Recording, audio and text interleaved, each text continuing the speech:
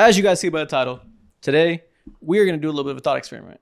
We're going to pick a winner for every single NBA award if they existed for the playoffs only. So no regular season preconceived notions, strictly off what they've done through these 4 rounds of the playoffs we've seen so far. Mm-hmm. But before we get to that, we have a lot to talk about when it comes to what is going on in the NBA Finals. The Pacers are up 2-1. They're shocking the world. They're making this a series. The whole world predicted OKC in 5.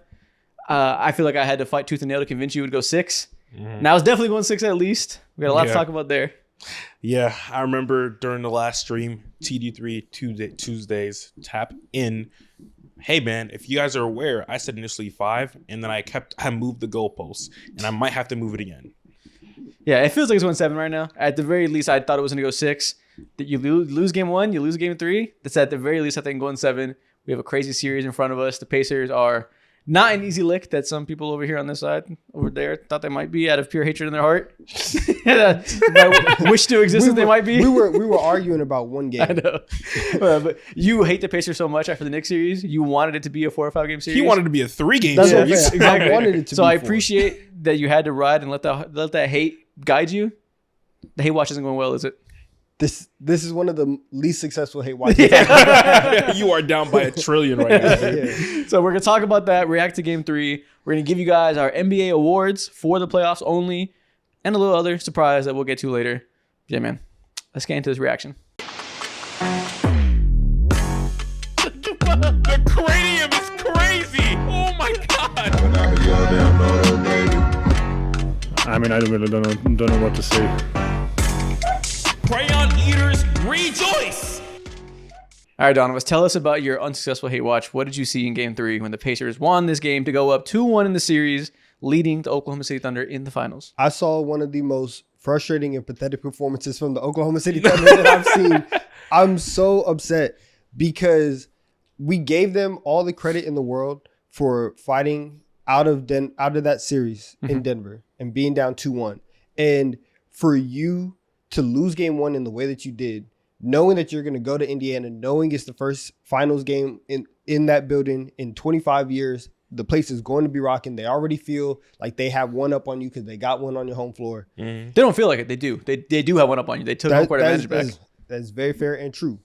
And knowing all of that, to go out there and not only like lose the game, because whether you lost the game or not, like I was going to be upset if they lost the game. Yeah. To get beat energy wise the way that they did, like that was one of the biggest things that jumped off the screen to me, was like Indiana is playing Thunder basketball. They look caffeinated. Yeah, they are pressuring you guys the entire game. They are forcing you guys to go into your third and fourth option on every single action. They're making life difficult. And seeing the amount of turnovers that Oklahoma City had a turnover on the first possession of the game, right? Shea has an offensive foul. You see Jalen Williams just throwing bad passes. It's like, I'm gonna need you guys to lock in, and they never did in the way that they needed to get this game. And so considering all the circumstances, it is frustrating, and it is like I say pathetic because I was like upset, but it is like, how does this happen again in this stage? When it comes to the Indiana Pacers, for me, something that I am now crowning them, they are the most energetic team that the NBA has to offer. And that is their biggest strength. Like you were saying that they're playing Thunder basketball. Yeah, I agree with you. And I think the biggest thing that's completely shocked me for the entirety of the playoffs is seeing how they've incrementally gotten much better and better and better as a defensive team, because naturally they don't have the personnel. Like one of their best defenders is Pascal Siakam and Aaron Nesmith. We all know that. Nembhard as well. He gets like a ton of credit. Miles Turner has forever been a great shot blocker since he walked into the league. But even like within himself, he has like serious flaws as a defender. Tyrese Halliburton, he's gotten plenty of flack in the past. But for some reason, like all those things, all these mishaps and just natural disadvantages that some of these guys have defensively, Tyrese Halliburton and Miles Turner, they just like don't feel like real disadvantages anymore. And how the scheme that they've been running defensively and the buy-in as well is just ridiculous. And I give utmost credit to them for just like completely changing their identity on that end. Yeah, you started this conversation by saying it's an embarrassment by the Oklahoma City Thunder. How dare you lose? I think, what the fuck? I'm looking at a complete opposite. This is Of an course you amazing performance by the Pacers. I don't even feel like it's that bad of a performance from the Thunder. Obviously, they didn't perform well, but I think game one they lost because they choked. They didn't execute well. I don't think the Pacers defense did a great job in game one. The Thunder, it was really just shot making, right? They really beat themselves in the fourth quarter when they went super cold. This game was all about the Pacers having ridiculous buy-in, like you said, ridiculous defensive intensity, and you mentioned they beat them with Thunder basketball. That's exactly what it felt like. For the first time all playoffs, I felt like the other team going into Thunder was the one who was defending at 1.5 speed, was the one who had seemingly 1,000 perimeter defenders that can put pressure on you all game and just dominate you with pure willpower and defensive intensity all game. That was the Pacers in this game. They didn't shoot well. They didn't have a great offensive game. They won the turnover battle. They won with defensive intensity. This is just an incredibly impressive win for the Pacers. Yes, any loss is a loss you don't want to see because it's the finals. But I left this thinking this was all about the Pacers, opposed to a lot of these performances when the Thunder ended up losing in the playoffs so far have been about them playing down their competition. This felt like the opposite to me. This was an amazing win for the Pacers. Yeah, I just feel like especially in this series, given what Oklahoma City has gone through this entire playoff run and then what they put on tape and their resume and everything for the regular season, I will acknowledge this is unfair by me. But until So this is hate. but like until the Pacers like win this series, I'm looking at it as like the Thunder have to go out and these games are on them to win, you know? And so I am going to look at this through their lens because we are kind of in the midst of on the road to an all-time season. Yeah. And so it's like, are the Thunder going to do like that's always, you know, top thing on my mind. I'm with you though. Like the Pacers and everything that they did, specifically TJ McConnell yesterday was peak TJ McConnell. Benedict Mathurin was Hey man. He's the guy who I said on my list. He is that guy. If there was ever a time to take a victory lap on Benedict Mathurin, last night, today, and going into game 4 is the time. And honestly, what game 3 showed me is like, yes, I've been thinking about OKC as this all-time team, as you know, somebody on that list. Just because you are an all-time team does not mean that you're perfect. Of course not. And even though that like their formula has worked to this stage, Indiana showed, like, yes, OKC, I know you have a lot of depth. You don't have a guy like Mathurin who athletically is just like, I'm going to come off the bench. I'm going to get everything. All of their bench guys fit very well into their scheme and you know, they can go off. Like Isaiah Joe can have a hot shooting game. Aaron Wiggins, he had an amazing game this season.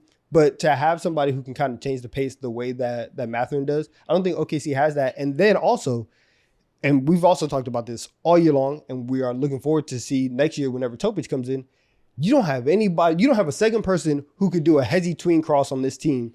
And because the dribbling, and when OKC gets into like bad times, the dribbling really, really gets exasperated. The reason Shea won MVP are the biggest flaws of this team is that they just don't have a lot of ball handlers. It's all about him. It's pretty heliocentric. It doesn't look the same way that it has for past guards to get that label. But yeah, they are super reliant on him and J-Dub. And J-Dub had a good second half shot making wise, but first half, my God, he was fucking horrendous. The decision making was insane. He was going to those difficult mid-range step backs as like his primary mode of attack, and it was just terrible. They were bricking, and he wasn't creating any form of advantage for anybody by going to that right away. It was bad. But I don't know. I mean, I think this game is what you'd expect. Like not predictable because shout out to Pacers, they played defensively in another level, but the home team defending their home court the first game back, and you know, when we talk about home court advantage, people talk about that like it's a mystical thing. People just happen to play better for no reason. I think it's pretty tangible in what you see. One, the crowd is insane, and the Pacers have one of the best home court advantages in the league from a crowd perspective. That leads to role players playing better, obviously, because they're getting people cheering for them. You get a Mathurin and a TJ McConnell having their Mathurin game, McConnell game. That happens at home all the time. Same thing with Wiggins in the last game. Yeah. That's to be expected. And yeah, and the defensive intensities, particularly, that makes total sense that ramps up at home like this. They should win this game. This makes sense. This is kind of baked into why I thought Pacers in 6 initially, because I think they're good enough that they're going to get a game like this because they're not pushovers in the finals. It just makes that game 1 where you fold hurt that much more. It doesn't kill you. The series isn't over or anything. 2-1.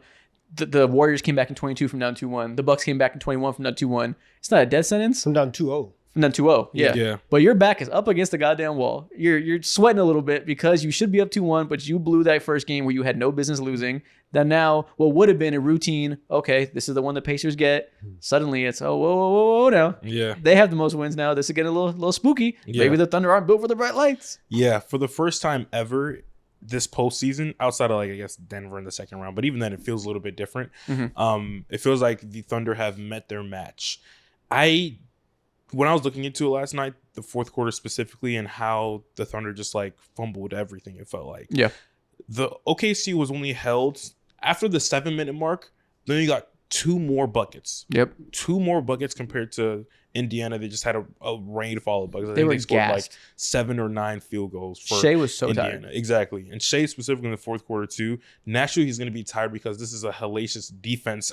Unexpected defense, specifically, I keep on saying, hellacious, unexpected defense that he's facing. The level of ball denial and how up underneath his jersey they were is ridiculous. And that's something that no other team was able to do throughout the entirety of the postseason. I wouldn't say the Pacers being hellacious defensively is unexpected. They've been a great defense since January 1st when they had the top net rating. People just like pretend they aren't.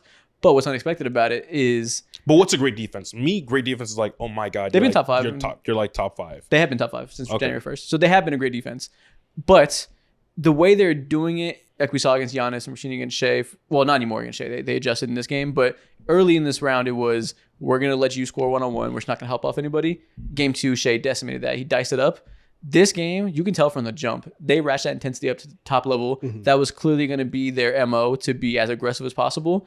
And in the first half, it wasn't working that well. Like, the Thunder were up 9. Shea had a bad shot-making game, but he was playmaking. He was doing his thing. Was completely fine. But by the time we got to that fourth quarter, Shea played 42 minutes in the game, which is obviously more than usual because they needed him offensively. But every single time down the court, they're trapping him 40 to 5 feet. They're up in his fucking chest, going all the way down the court with him, pressing him, and they're trapping him in the half court. They did a really good job of double-teaming him on these screens and really driving him away from the basket, making him have to go around Miles Turner, around Thomas Bryant to get to the rim. No easy downhill opportunities, which he can deal with in the first half. But you got 42 minutes of that, and they're making sure they attack you every time they get a good switch on you defensively. That's just a lot of contact to take. That worked out so well. It's a little bit different than what they're doing in the beginning of the series, where they let him be more comfortable than they should. And I don't know what to think about that element of it, because Shea can and will adjust to that and how they attack these double teams. Yeah. But if they do that good of a job with the intensity and tiring him out all game, so these fourth quarters are a problem, his conditioning isn't just going to get better.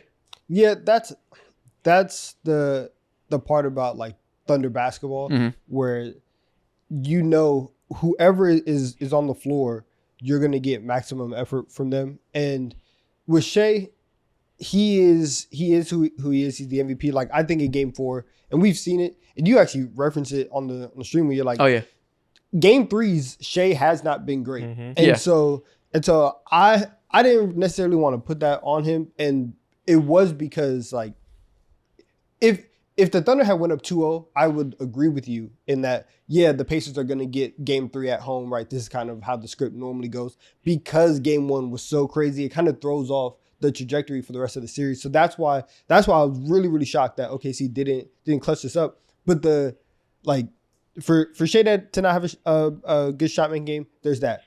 The Chet aspect of this, where he was gassed too. Where Chet had a really good game 2, he had a bounce back game.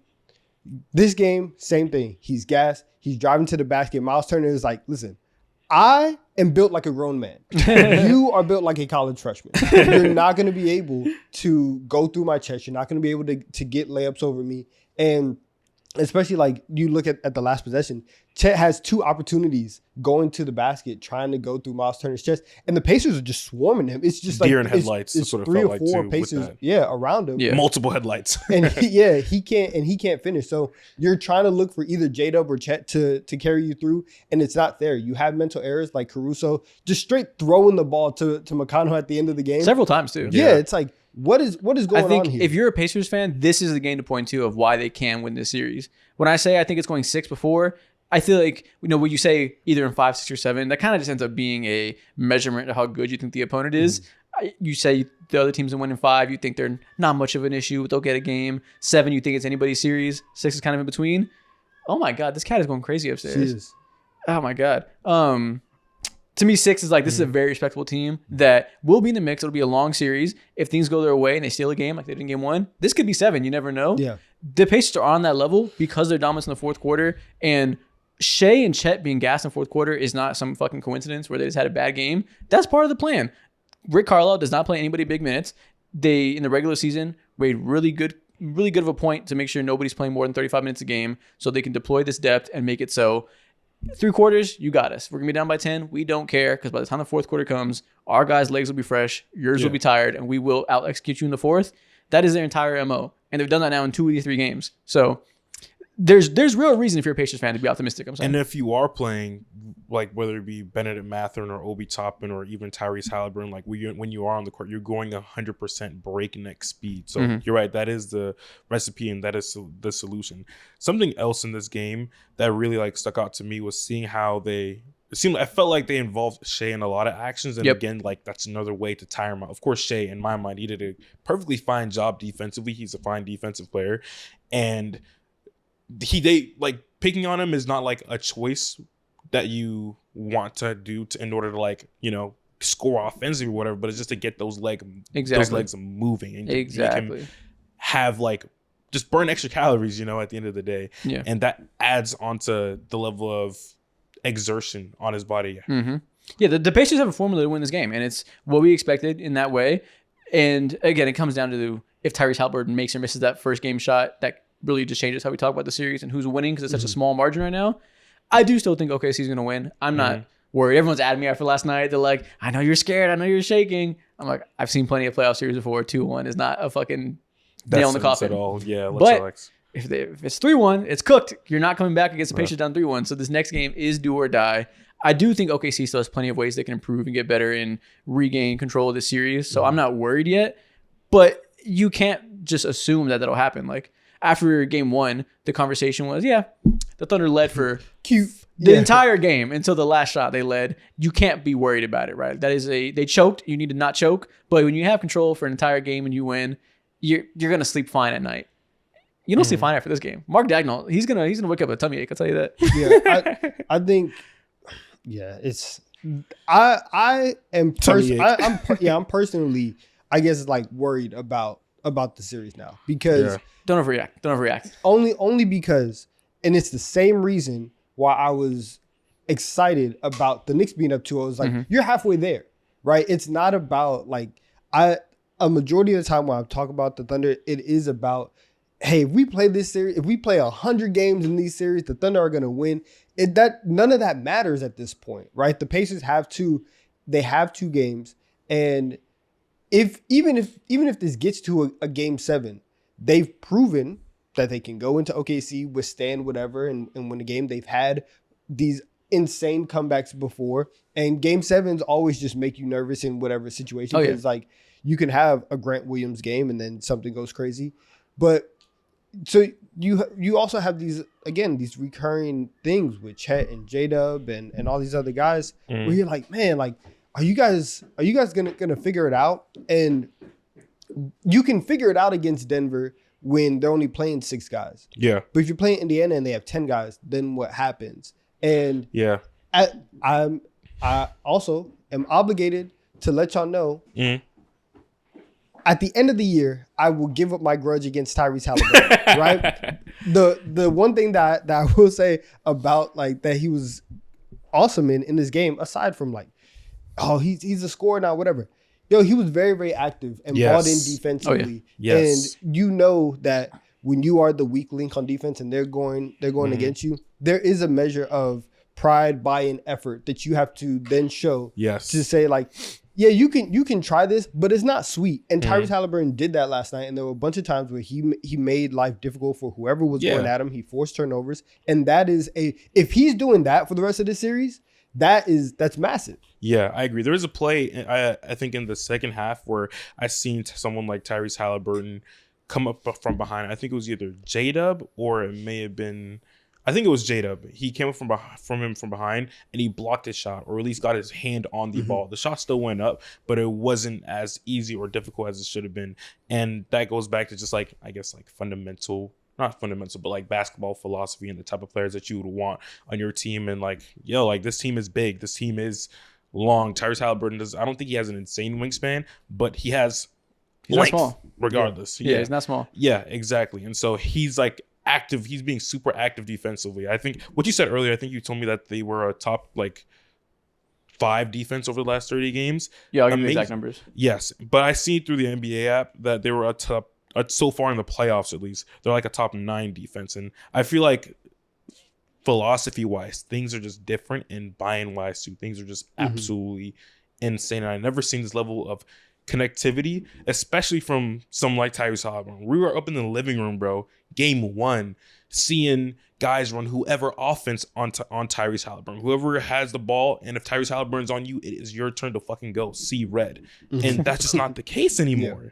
It's crazy. I've never seen this type of development before. It's not the I'm gonna give him credit for last night. I don't know if it's development, but like I'm gonna have to see it for at least 2 games before I call it development. But you're gonna have to see it until they raise that trophy. Maybe. But like everything is going right for them at this point. And so you have 2 more games in Indiana. There's like, again, I don't think that they are going to go up 3-1. I do think OKC is going to respond, get to 2-2. We'll see what happens then. But the athleticism from Obi Toppin at times. Obi and Benedict. Yes.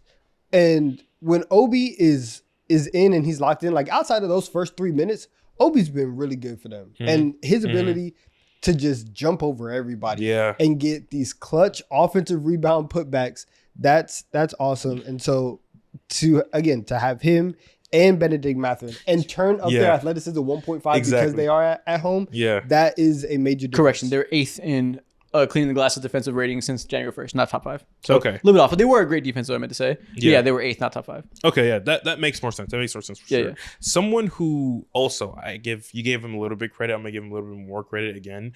Benedict Mathurin. He feels so like so far his tenure as an Indiana Pacer has been a fucking like roller coaster. Obviously, he's been, when it comes to lottery picks, he is the latest one that they've had in a long ass time.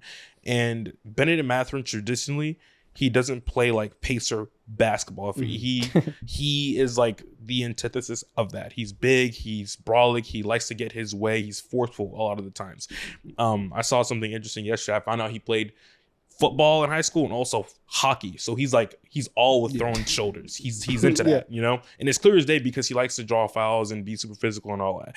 And to see him like just be the best version of himself and literally look like a lottery pick, literally look like the guy who he said back in his draft day, LeBron's better than me, he got to show me. Like there's just a certain level of like, you can't mess with me that he showed. And he feels like, you know, this is like not to go too offside, but you know what? He feels like what a lot of Warriors fans want Jonathan Kuminga to be on the Golden State Warriors. I saw people talking about that. Yeah, it's like he kind of is. Like he has been treated in similar ways, falling out of rotation and stuff. He's just having his moment now, but he kind of has been treated that way. I saw Warriors fans being like, "This is what happens when you empower the guy. You don't make him go sit on the bench." Yeah, he's better than him still, but yeah. But like, no, Rick Carlisle has done the same thing. Exactly. Benedict Mathurin has had to earn his minutes, and I'm sure he's done that in practice in the small minutes he gets, and has continued to show that he deserves to have a small opportunity, so when he gets a moment he can. But there's been plenty of times where his ass has been glued to the bench, just like Jonathan Kuminga. For Nembhard, bro. Like Nembhard is the way, and I think it should be that way. But man, he showed it, bro. Yeah,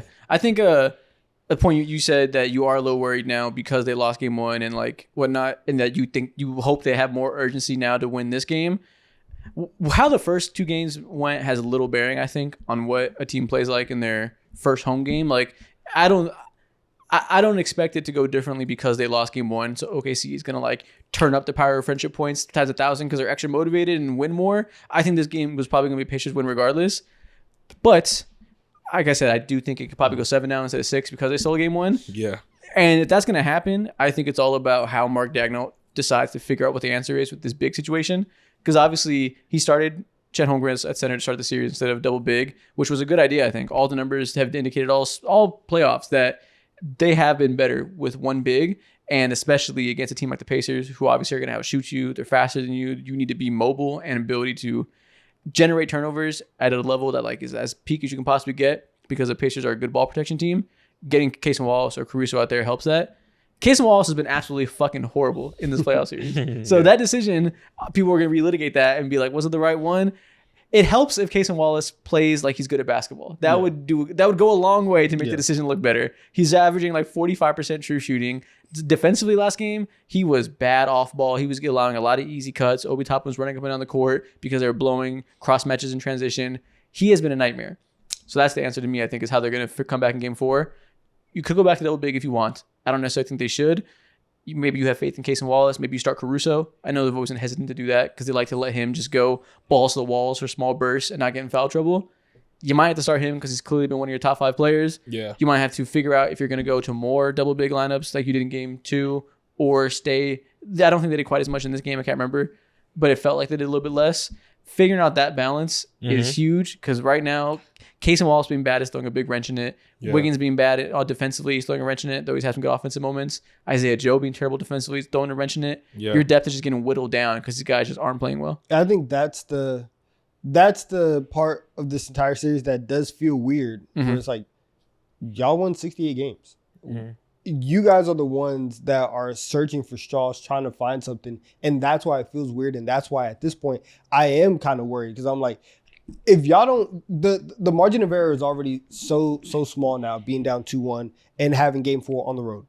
If you cannot find whatever is supposed to happen in the next 17 hours, as we record this, your season is basically going to be done. And so Indiana has everything working for them.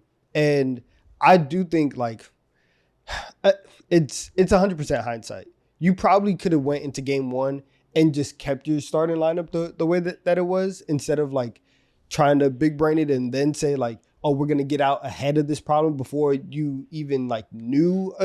That's what I'm saying. Like it is hindsight. It is hindsight. But if it works, he saved his best look for the playoffs. Oh, it's a smart adjustment to go against who you're facing. You almost won 70 games and you have something that has worked here. I feel like pre-adjusting, it's like I'm not even. I don't use the starting lineup thing as like I don't think that's why necessarily. It's not like they have issues. Of course, it's not the main reason. But I agree with you still. I would have kept it the same because it's like why. But now you've switched it, and again, Cason playing bad does play into it. But you already made that change, and so you let like that. It's out your hand, and the fact that you're probably gonna have all these different lineups that you keep going and keep searching for in game 4, it really does feel like you're on the ropes. And so at least from the outside looking in, it's like, you guys have to get it together right now. Yeah. Again, there's pressure. You're down 2-1. There is pressure. Yeah. So I'm not saying like they shouldn't be like, there is pressure. That's the way to phrase it. So they have to figure it out. But again, this was the same exact script as the Nuggets series, where they blow a game 1, they should win. Then they blow one, get beat pretty decisively against the Nuggets, out executing them in the second half at home. But the Pacers are a lot better than the Nuggets, so that adds pressure to it more. So you're in a different situation. But we've seen enough of them leading in these series and enough good basketball that if game 1 also went like this and it was also just like the Pacers are clearly better than you tonight, then I would be like, oh fuck, I don't know what the answer is. But we've seen enough that they have a plethora of different looks to go to. They decided that going small was going to be the one. They still have the ability to do more minutes going double big in this next game if that is what they see in film study they should do. There's a lot of optionality here that, while yes, they're not as certain on what their identity is right now compared to the Pacers, who just do their one thing their one way, it's also an advantage to have multiple looks to go to, that if one doesn't work, you have this. Like, now it comes down to if Mark Dagnall's going to find the right one. He has to prove to be ready for the moment. But there's a lot at their disposal that we'll see how this next game goes. As of now, I'm not worried, but obviously a quarter into the next game, maybe that could change. Yeah. I will say I'm a little worried. I'm still leaning towards OKC. I'm sticking to my guns, obviously. But with the way they lost, specifically turnovers, maybe it's just like, again, a historic thing with the mental lapses that Caruso had that just led to easy steals for TJ McConnell. Just inexcusable stuff. But I'm starting to be worried because all the other stuff and how they just showed so many hands to Shea, I feel like I haven't felt that before from any other team in the playoffs. The last time that OKC had, I think they had like 19 or 18 turnovers, was in December against on a random like Tuesday, Wednesday night against the New Orleans Pelicans. So this team traditionally, like their style play isn't turnover based or bound whatsoever. That's never been a humongous pain point for them. Which is why I lean towards it's probably not going to keep happening. Obviously, it could. Maybe the Pacers just figure something out. But we saw a similar aggressive defense against the Nuggets that worked really well against Shea. And like we said, he had a terrible game 3 and then figured it out and they came back. So I expect similar to happen. Not a guarantee, of course. Nothing's a guarantee. When you're down 2-1, they clearly have the capability of beating you. So they have to prove to us that I should have that faith in them. But I do still have that faith. Obviously, in game 1, when the Pacers had a ton of turnovers, their fans pointed to, we're not going to do that again. We don't turn it over. And there is some variance there, but I'm going to assume more often than not, the generational defense will win the turnover battle over the Pacers, even though they are shown that they have good capabilities in that end. I will trust that happening one time for the first time since, when did you say? December. Since December. I'm going to trust that that's probably a fluke just because we know that to be such an outrageous strength of the Thunder. But you never know. Yeah, exactly. It's scary. It really is scary. Now, I think like if it was 3-2, it would be scary. If you're facing elimination where one more win, if it was still a 1-game lead, but one more the Pacers beat you and it's over, then I would be a little spooked. 2-1, I don't think it's that scary yet. You said like that you would feel worse if the Pacers came out and were just like better than the Thunder. In game 3 scenarios, because we always have that in the back of our mind of like, oh, this is how the script goes. And you get your first game at home and everybody lights up. If the Thunder would have lost this game in the same way that they lost game 3 against the Timberwolves, I would have felt. How'd that one go again? I can't remember. They got blown out by 40. Oh, this does kind of feel kind of similar to that to me. Like it was a wire. Well, actually, never mind, because the Thunder had leads in the first half. Yeah, but they had leads in the first half. They came out in the second half. Yeah, got a quick 6-0 run. Retook the lead, and I mean that game, especially with like 6 minutes to go, it was for the taking. If we come out and the Pacers just hit 7 threes in the first quarter and they're up by 30 at halftime, you're like, well, I know how today's gonna go. Like it does feel worse knowing that even despite how good the Pacers were playing and how bad you were or whatever, that game could have been had with 6 minutes to go and you guys had a lot of mental lapses. That does feel worse than just, hey, they were on one tonight and we're just going to move on. Yeah, I'm not like seeking, like that one was like, that was a fluky game against the Timberwolves to some extent where it was insane shot making. So like 40, it's like, so like whatever. That, I'm not even like necessarily saying this is similar because I'm not seeking flukiness. The Pacers were just better tonight. I feel similarly in that way because like, and that's why I'm worried because it's like, hold on, but like that Timberwolves game was fluky to an extent with the crazy 3-point shooting, but they also just were better than them that day. So I kind of just felt like, okay, chop it up, Timberwolves, you got it. That's how I feel about this game too. The Pacers, you were just better today. Like there's no seeking any type of like, yeah, but it only happened because this, and that. Like you said, the game was for the taking, and the Pacers took that bitch in the fourth quarter. They just out-executed you. They were the better team pretty much all night and they played their formula of coming clutch in the fourth quarter. I don't feel like that's going to happen 4 times out of 7 in a playoff series. Like we think the Thunder are the better team overall for a reason. It doesn't shock me the Pacers were the better team for one game at home. So I both are true, I think is what I'm saying. Yeah, I gotta see something though. Oh, for sure. Next year, right, when whoever wins the title and we come back and we're doing our blind rankings of whoever is here, and let's say that the Thunder pull this out and we get to 2025, show me something that makes me want to put you at 2 on that list instead of 4. And right now, like the amount of dog that they are showing is very depleted. I think their dog levels it was depleted last night. You keep saying stuff like this because you came into this thinking the Pacers were easy licks. The Pacers are not food. Not even easy. They're not food at all. They're just not the better team. Yeah, that's why I think the Thunder will win. That's what I'm saying. You have to play like we cannot at the same time say that like that OKC is this all-time team and the best defense of the modern NBA, and then you're out here getting diced up by Benedict. We can absolutely we can say that the OKC Thunder are an all-time team and the Pacers are a very worthy opponent. Both can be true. That they make them sweat because they are not an easy pushover. It might still go OKC in 6 or 7. The series, first of all, it should not go to 7. I have no idea what's going to happen at this point. You have to understand how good the Pacers are. I refuse to give them credit. I'm saying I have no the Pacers could take this to 7. I have no idea if that's going to happen, right? What I'm saying is what we are witnessing right now, we are halfway to one of the biggest basketball collapses in the modern NBA in the last 25 years. Outside of 2016, Yeah, one up. And it is embarrassing to watch right now because we are halfway there. And that's what I'm saying. Again, that is my point. I don't find it embarrassing. I find it to be commendable for the Pacers that they are just having an amazing run. If they and are an lose the amazing series, team. is the series It's not more good on the embarrassing? Pacers than bad on the Obviously, OKC it depends how in the my next games go. If OKC shoots 10% from 3 and turns it over 20 times and they just shit themselves, then yeah, it'll be embarrassing. But this game wasn't embarrassing. The Pacers were the better team. If it's close games and the Pacers win on buzzer beaters for 2 out of the next. No, I would not be embarrassed. games. Thunder. I would say the Pacers are a team of goddamn destiny. This is an amazing run that they should be commended on. That's You're just looking at it like That's- I think this team is that's- X% that's better, ridiculous. and you're not looking at like That's ridiculous. contextually what's actually happening. This team is just executing, and they're a worthy opponent. every single when you think about one of the most like common mantras in the NBA is like, or just in general, life, be a star in your role. The Pacers fucking embody that. 1 through 10, 1 through 9, they embody that.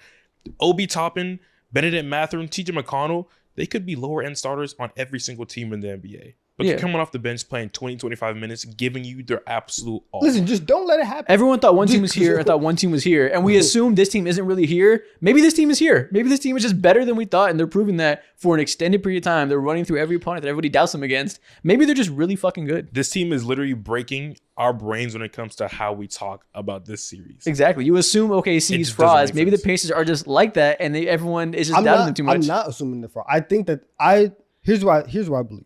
I believe the Thunder are still going to win this series. Agreed. I won't say anything about the games because at this point I have no idea. Yeah, who knows, right? Yeah. I have no idea. At I have another random tangent. I never care about in X games part of the prediction. It's so in the air. So much crazy shit can happen like game one. We had to argue about it because that's like the discourse. I don't give a fuck about the amount of games it takes. Usually. And most of the times, whenever I'm saying like 5 or 6, it's because of games like this where, like, I know like it could be a close fight. You can have a blowout 5 games, or you can have a close 5 games. Most of the time, whenever I say 5 games, it's like a close 5 games. I think you'll have a game that comes down to the wire, and like game 1. Game that comes down to the wire, and I'm going to assume that out of 2 or 3 of those, OKC is going to get 1, and then we'll go from there. Yeah. But whatever. But that is what I believe. I think that the Thunder are the better team. I think that they are going to win this series, and I do think that if they lose this series, I think it would be a massive disappointment. Regardless of, because they could have played any of the other Absolutely, you're right. 29 teams. We've seen that they are the best one, and so. Does wild stuff happen all the time? Yes. Should wild stuff happen? No. It shouldn't happen if you are one of these all-time teams. So if it does go down like that, yes, it is an embarrassment for them to be as good as they were and lose this series, regardless of how good the Pacers are. No, I agree with this disappointment. I'm just saying that like framing it that way makes it sound like they beat themselves to some extent, and that like they just played down to who we thought they could be. And I just have so much praise for the Pacers that like if they just come in and snatch it, they snatched it. They deserve the applause. Like I guess I'm both can be true. I also would be extremely disappointed in the Thunder. Obviously, I thought they're going to win since the summer. I would be massively disappointed if they don't win. Just like take away all context. If they do not win the finals, I think it'll be insanely disappointing and surprising. I'll be shocked. But as somebody who's watched how the games are going down, that wouldn't be my only takeaway. My main takeaway would be the Pacers are incredible, and we shouldn't have doubted them from the start to now. They've consistently proven that every time we say they don't have a chance, they have a chance, and they've shown that they're going to snatch whatever chance they have. To be fair, I do think that this is the only time that we've said they don't have a chance. Pacers? Well, Yeah. you said they didn't have a chance against the Knicks, but that was obviously biased. Yeah, but I did say like Against the Cavs. When the Cavs are healthy, we didn't think they have a chance, but obviously they weren't healthy. No, but yeah. even going into that series, I was like, don't be shocked if like the Pacers can come out here and do some stuff. Yeah, but your You know? do some stuff was like push them to 6. None of us predicted that they would win the series. I think that one's fair. Before the playoff series, everybody said they're not going to beat the Cavs. But like we trusted them against the Bucks. Yeah. Well, that doesn't count. The Bucks suck ass. Yeah, that's what I'm saying. So like we get to this point, and like outside of me, everybody was saying it's a 50-50 series against them and the Knicks. You had a contingency of people that, especially after game 1, that was like, oh no, the Pacers can actually win the series. This is the first time where I think like complete disrespect was on the Pacers. So to be like, yeah, they doubted it. They proved everybody wrong every step of the way. everybody was kind of like. Well, you're talking about us. Was like kind of in their. You're talking about us three. The whole world has had a lot of doubt for the Pacers. So Yeah. You're talking about us through what we think. Yeah, we have been rather rational about the Pacers. Not everybody has been though. There's been tons of doubt. People were penciling in the Knicks for the finals.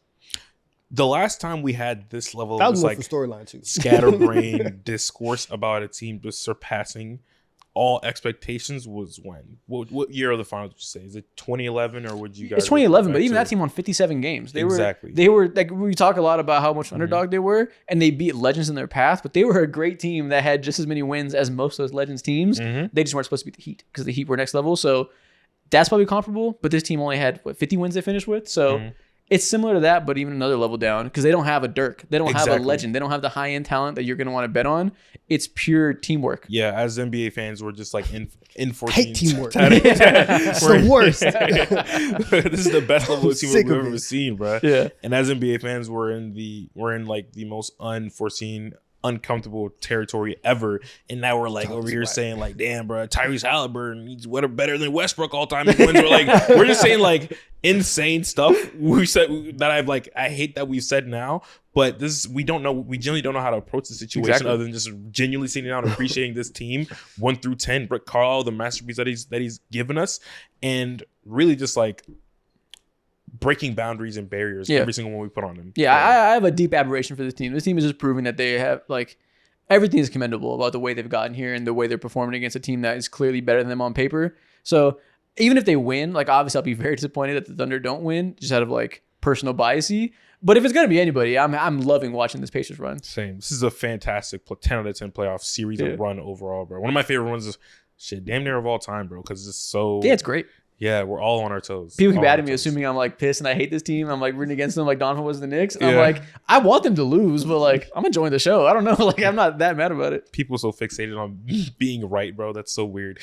Yeah, like if you guys will let me know if I'm wrong. You guys will yell at me, and I'll have to take it to the chin. I understand. Yeah, I don't want that to happen. I want to be right. Let it be known. I do want to be right first and foremost. That is my number one priority here. You suck. But if I am gonna be wrong, I am very happy to watch this Patriot team make history. I'm having a terrible time. Like I'll be upfront with you. I want the Thunder to win, but I won't. I'll be okay if the Pacers win. Yeah. Oh man. All right, before we get to the main part of the episode, we got a little surprise for you guys. Have a special guest. Clap it up for our special guest. Come on set, sir. Come on set. Ooh, been a minute. Yeah. We got my father in the building, the original hater. The original hater. We got Smoot squared in the building. Smoot on Smoot action. Look at that. Hey, yo. I know, yeah, boss. Oh my God. This guy's wild. So as y'all know, you guys like to think of me as a hater. And so the hater has a lineage, right? And so we have asked my father to come up here. I've not seen this list. Nobody has vetted this list. I have no idea what he's going to talk about. But we have his 5 worst things about the NBA, the top 5 things that he hates about the NBA right now. Okay. All right. 5 worst things. And this is in no particular order. Okay. But I'm gonna start with the center play. And most and really the internal the post play of the of centers today. I just think is so bad right now. I mean, outside of Jokic and Giannis and those guys, it's just so bad. And the way the game is played right now, because there's so much space, I want the big man to be dominating. It's like you guys got so much space to do whatever. I mean, you got like stand by the basket, get a drop step, go up and down, a pump fake. I mean, there's just no skill now. Can you tell us like who is those guys? Who count in the tier of bigs you respect? You want names? You said Giannis and you said Jokic. Who else is in that tier that you actually think are bigs that are not bitch made? Is Embiid like that for you? Embiid, but when healthy. I mean, there's a whole bunch of those guys who are skilled players, but they can't stay on the court, so I don't count them. I mean, you have Embiid, you have Wemby, you have Chet. I think Chet, he's not big enough just yet to do the stuff. But even Wemby, he's not big enough. Do you get mad at Wemby? Because Wemby has expanded his game now to be a 3-point shooter, and that was a big topic. Yeah. And even I was like, you are 7'5", get in the paint. Correct. Do you think Wemby's a post player or no? Or I don't think he's a post player. are you happy but with his play style? No, I'm not happy with his play style because he needs to be in the post. We went to see a game with the Rockets, and Van Fleet was pushing him.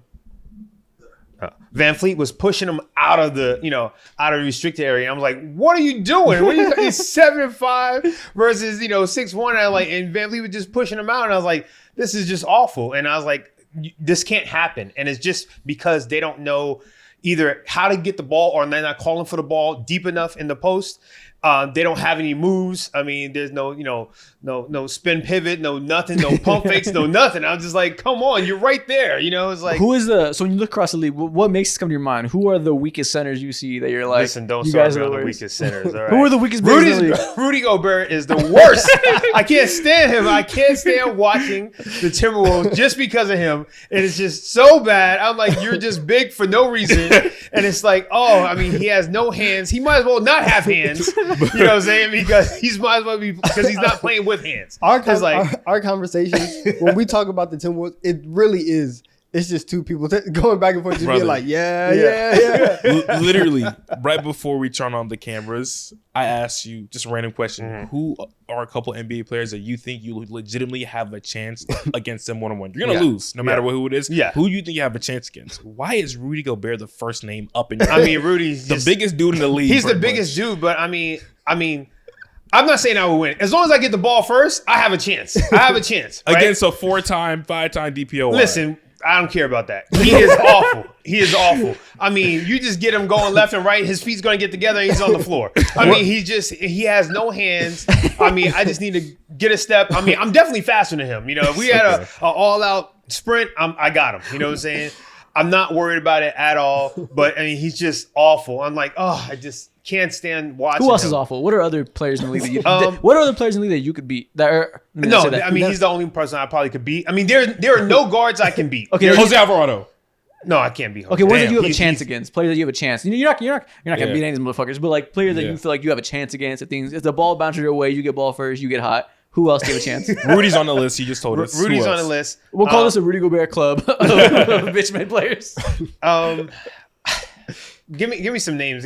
Throw some names out. Are you beating Peyton Pritchard?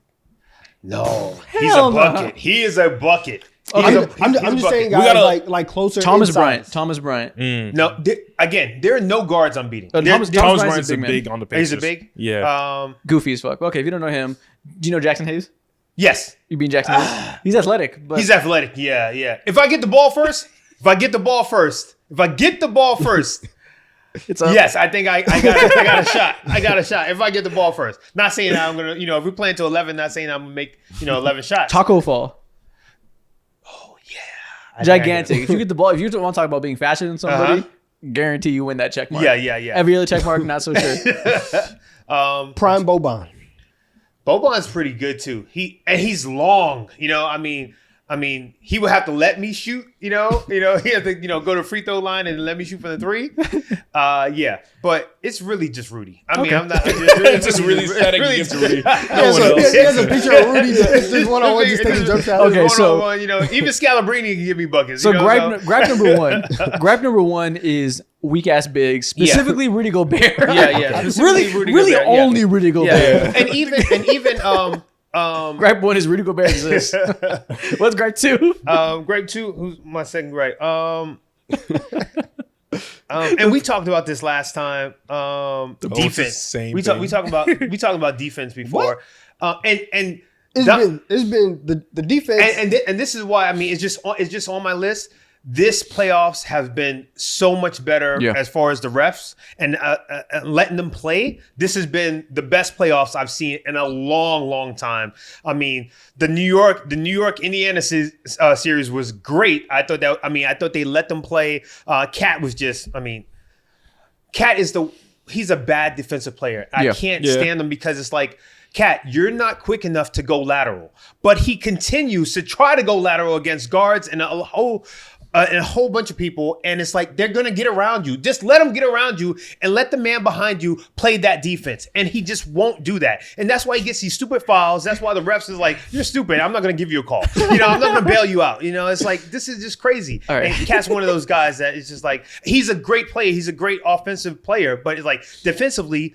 Do your job the best you can on the perimeter, and then let the guy go around you. Save the fouls for later. It's like what the heck? You said give people open lanes. Gripe one, Rudy because Gobert. he can't stay. He can't stay in front of him. He can't stay in front of him. Gripe 2 Cat. Yeah, exactly. This man hated the 2024 Minnesota Timberwolves. I'll tell you that. If there's ever a team not made for him, it was that one. Yeah, and also the defense is like teams are playing, and this is goes to my next point. But teams want to shoot the three, and I don't think the defense is made to take away the three, because that's what you should be doing. Because teams want to take the three, defense should be made to take away the three. The thing that they want to do, we should be taking that away. And I don't think that defense is structured to that. We're still allowing, and I say offenses are still allowing people and teams to shoot so many threes. I mean, of course, you're going to have teams that have personnel to do it, like Celtics, Golden State, to a degree or whatever. But I mean, you just can't. We have to take that away. You have to take it away somehow. And I don't know if that's going to be more of a rule change or something like that. But we got to take. I mean, it's hindering the game because nobody wants to see a bunch of threes go up. I mean, it's just like I expect you to make threes if you're wide open. I expect that. You're making millions and millions of dollars. I expect you to make open threes. And if you don't, it's more of a embarrassment on you than it is, for the fan. But it's like, do you feel like NFL kickers that miss kicks are also an embarrassment for that reason? Yes. Look at these guys. I was like, you got one job. You know what I'm saying? You literally got one job. I'm gonna need you to be locked in. For sure, man. Yeah, you need to be locked in. So Justin Tucker eats shit. Yeah, you need to be at like 90, 97, 98%, at all times. You know what I mean? It needs to be, Wow. somebody needs to be tackling you from, somebody needs to be waterboarding you.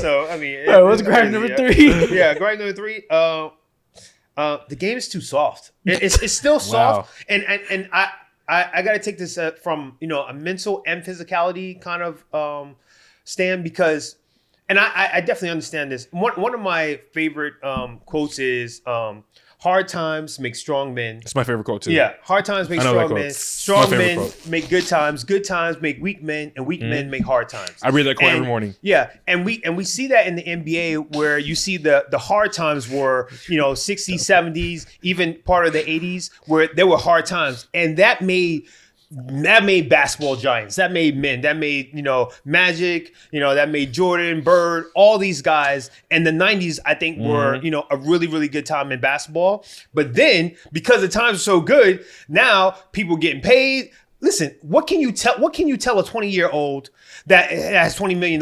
Nothing. You can't tell him nothing.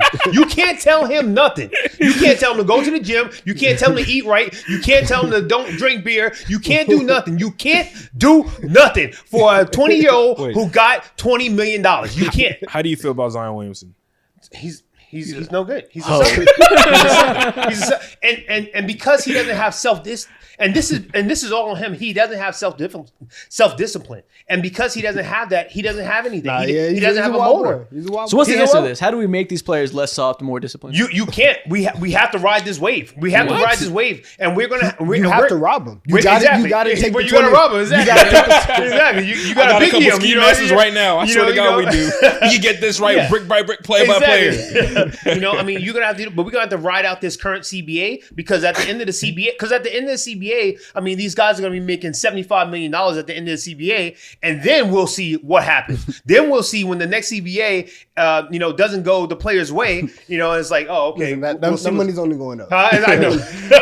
So yeah, if gripe 1 was the Rudy Gobert gripe, gripe 2 was a Karl Anthony Towns gripe, who are we naming this one after? Is it Zion, or is there another pinnacle of soft? Listen, I don't want to say his name. Put a name to it. Don't do it. Don't do it. Holler. Don't do it. Do it. Triple dog dare you. Anthony Edwards. What? Yeah. Soft? And I don't want to say soft because of discipline. Correct. No, it's not even because of discipline. It's because of aggression On the court? Huh? So he had an interview where he had Okay. I see. what's his OG? Kevin Garnett, Kevin Durant. No.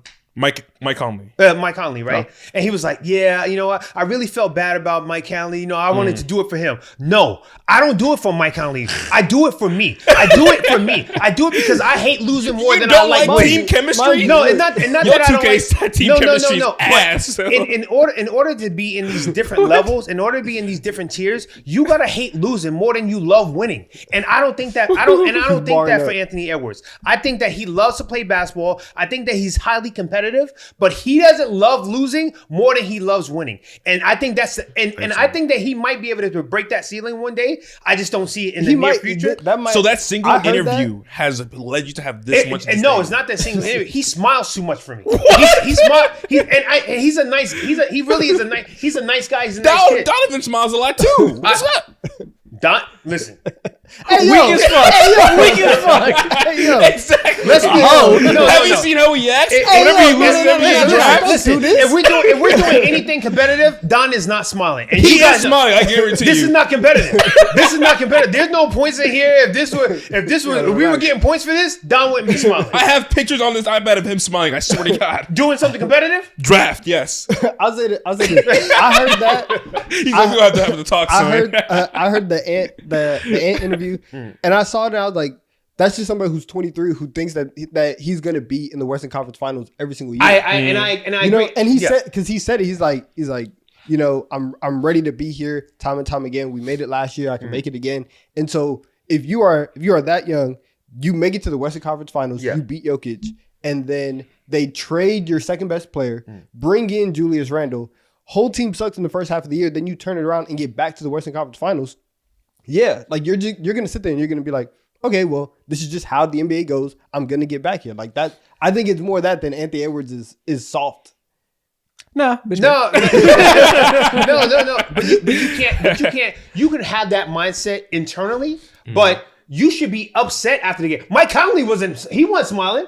Why? Because he's like, listen, I might never get back here again. I don't even know if I'm coming back next year. Well, right? Again, that is something that you could probably only get with perspective and age. But for Ant, it's like, I'm going to be back here. I think I'm fine. And it's okay. Yeah, but that's the difference. That's the difference between I can eat and I'm hungry. That's really the difference. Is Anthony Edwards right now is because he's young, he can say, oh, you know what? I got another 10, 15 years or whatever. But that's the difference between I can eat and I'm hungry. You need to be hungry at all times. And I'm not saying everybody's going to have the Kobe Mama mentality. You know, everybody's going to be a killer like Jordan. I'm not saying that. But you need to have that to get to the next level in the NBA, because everybody's good. Everybody can play. Everybody's in the gym shooting. But the thing that separates the players at this level is mentality. That's the only thing that separates these players at this level is mentality. That's the only thing. And if you don't have that mentality, that's the thing that's lacking from you. That's the thing that you need. Everything else, Ant he's a high flyer. He's a skywalker. He can shoot. He got better in his 3-point game this year. He got better decision making this year. He got better with his teammates. He got better with leadership. He got better with all those things. But those things don't make the difference. Those things are skills and assets that you use. But the things that make the difference is the mindset. I gotta run through it all right now. That makes the difference. Okay, so that makes the difference. So grab 1, Gobert. Grab 2, Cat. Grab 3, Ant. All 3 from the Timberwolves last year, by the way. What's grab 4? The Nas grape. I'm gonna go with the Chris Finch grape. I'm gonna go with the All-Star game.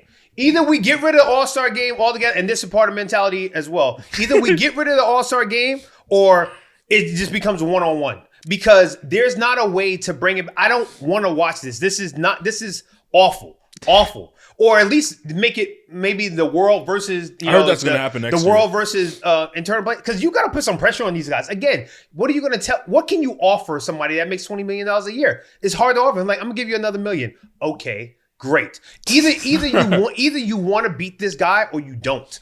That's it. There's nothing else I can give you. The only thing I can give you is that I want to win. I'll give you the W if you win. That's it. But this All-Star game is just awful. You know, it's like, they should have let Chris Paul, get away with the rules and stuff like that. They should have let him only because he said that he asked the refs correct if I could do this, and they gave him the green light, and then he did it and they disqualified him. For that reason, It's free Chris Paul. Correct. they should have a title. If I ask you prior and you give me the go ahead, I should have that in my bag. Okay. I agree. Also, game's an easy one. That makes sense. Everybody's kind of agrees it's garbage now. There's probably no coming back from it. Yeah. What's gripe 5? What did I say? Oh well, you gotta mix it. No, yeah, I gotta mix them. Yeah, with the 3-point shooting. Yeah, skill centers, games too soft, no defense. Oh, the last one is too many threes. And that too many threes. Celtics are right. Celtics right, yeah. Okay. And I actually love the Celtics, but it's just too many threes. I mean, it's almost an unwatchable game, especially since every other team can't do it, which is why Minnesota lost this year. That one game, they took as many threes as the Celtics usually take. I mean, they were in the 40s. It's like, you can't do this. And it's like the best shots and I think me and Don talked about this. It's like there are tiers of shots. The best shot that you can take in the NBA is an uncontested layup. Is an uncontested shot at the basket. Then there's uncontested shot in mid-range. Then there's an uncontested shot at three-pointer. The next one is one-on-one at the basket, one-on-one mid-range, one-on-one three. Then there's multiple defenders at their basket, multiple defenders mid-range, and multiple defenders at three. If you're taking an uncontested three, yes, that's a good shot because it's third on the depth shot. But there's also an uncontested two-pointer that you should be taking, and that's a better shot than an uncontested three. And the uncontested two-pointer is always there now, just because of how the floor is spaced. And people should be taking that shot more times than not. Because it's an easier shot. It's an easier shot. It's going to keep the flow of the game better. It's going to do so much for the game. And then the open three will always be there for you to take. But for you not to take the open two, for the open midi, and not get excellent at taking that shot, it's crazy. It's just crazy. It's an easier shot. And so that's what the NBA needs to do. And so that's just my I want to name 2 NBA players. One's old, one's new. And I want you to tell me who's better. Okay. Ben Wallace or Rudy Gobert? I know how this is going. Ben Wallace. It's not a question for you? It's not a question. Not a question. And it's just because of mindset right there. Oh my God. It's just mindset. I mean, Rudy how's he in the league? I mean, and know what? And I've never seen his, and maybe he plays better in overseas in the EuroLeague. I have no idea. He must play better in the EuroLeague. He's the same guy. He really? Yeah. In the Olympics. Yeah. In the Olympics? Same Did dude. he play better in the Olympics? I mean, he kind of got benched. He got benched a little bit. Yeah, he got benched. Different game. Yeah, it makes sense. So what? There's no argument for you. Nobody can convince you ever that Rudy Gobert is a better basketball player. No. What does Ben Wallace do better on the court than Rudy? He's aggressive. I mean, He just keep barking. Yeah. I mean, if everything that you do is aggressive, it makes other people think. What about right? him is aggressive? Is he aggressive attacking the paint? He don't do that. He's not Ben Wallace? Yeah. I mean, he's aggressive getting rebounds, aggressive playing Rudy does defense. that too. Rudy does that too. Huh? Rudy does that too. Does what? Rebounds and defense. Again, he's aggressive at that too. He's not aggressive at it. He's tall. That's why he's getting a rebound. He's not aggressive. You can if 2 players get their hands on the ball, the other player got the ball before Rudy gets it. There's not a time where there's going to be a jump ball and Rudy's getting it. There's not, Rudy has to fall down and get his weight and roll up with the ball to get it. No. You know what I'm saying? He's trash. He's trash. Magic Johnson. And I like him. He's a nice guy. You don't know Rudy Gobert. I don't know him. I just know his play style, and it's awful. He plays nice. Okay. Magic Johnson or Steph Curry? Yeah, it's tough. You got him going. Wow, you got me going. But Magic, I'll take Magic. I'll take Magic. I think Steph Curry is the greatest shooter ever. He's the greatest shooter ever. And the reason why he's the greatest shooter ever is because he can shoot off the dribble, which makes him so much more dangerous than anybody else, any other shooter ever. I mean, for you to be able to go boom, boom, boom, step to the left and then shoot and still be on target and still hit a high percentage, that's just the most amazing thing you can do as a shooter. And he has that, you know what I'm saying? But I would still choose Magic because Magic can guard every position. He can go in the post.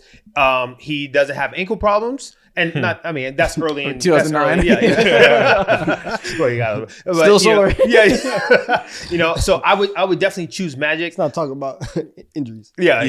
He got other problems. Yeah, I would still choose Magic. Charles Barkley or Anthony Davis? So going Anthony Davis is a champion. That's good. Anthony Davis is better than Charles Barkley. Ooh. As a talent. Okay. Yeah. I think he's better than Anthony Davis as a talent. Anthony Davis can't stay healthy. So I mean, if you give me one game, I'll take Anthony Edwards. So what I'm hearing But Charles is, Barkley But can't eat right. you take AD over Barkley for one game? For one game. Yeah, Wow. I'll take AD. And you tell me that AD is not going to get hurt in 2.5 quarters. You know, But Charles Barkley feels like the antithesis of what you hate when it comes to young players, especially him with his story when it comes to how he got drafted, him purposely gaining weight and all that. Yeah. Having constant weight issues throughout. Like, he just seems like someone you would dislike. I mean, that's how he was in his early career. But like he tells that story, his OG helped him out and, got him, into shape and, got him on the, treadmill and started doing the things that he needed to do to get better. So, but AD is, I mean, he has everything. I mean, he has, if he can stay healthy, even he has the one thing I do hate about AD is that sometimes he doesn't have enough aggression. That's not all the time, but if you got a LeBron on your team, LeBron kind of soaks that in from you, I mean, but when Kyrie was there in the first 2.5 quarters, I mean, he was going crazy, and so I mean, if he's the main guy, I think he can keep his aggression level high. But I mean, Allen Iverson or Shea? Two MVPs. Tough. It's tough. That's tough. Because this is bag on bag. Yeah, exactly. I think it's Shea. Don't kill me. I think it's Shea. I think the defense. I think it's Shea too because I think Shea is more efficient. He's more efficient with the shot. Way more efficient. Allen Iverson had to take too many shots to get the same amount of points. Yeah. Dang, I hate to say that. Dang. But I mean, you still have to see if Shea is able to do this for longer than this year and going forward. If Shea's able to keep up this rate, then yeah, definitely. Jason Tatum or Scottie Pippen? It's close. It's really not. It's really not. I love Scotty. I love Scotty. Yeah. Scotty's I know where this he's is an going. all-timer. He's an all-timer. Golly, you no gooder. It's Tatum. Come on. It is Tatum. It's It is Tatum. Tatum. Yeah, It's Tatum. It's Is that Tatum. Hershey, to say that? Yeah. And I'll say this about Tatum. I want Tatum to be the 3-point leader of all times. So Tatum is he's gonna come back from injury. He'll be he's gonna miss year 27. 27 years old. He'll be back at 28. So I think he can do another 10 years in league, and then from there I think he's 1,500. I think he's 1,500 behind. No, he's 20. He's 2,500 behind Steph. That's right? not happening. Yeah, he's 20. But he can average 4 3-pointers, three made 3-pointers a game, and catch Steph by the time Steph is done. Dennis Rodman or Zion Williamson? Come on, stop playing. Stop playing. Zion's out of here. Matter of fact, I don't think Zion should play anymore. I don't think he should play anymore.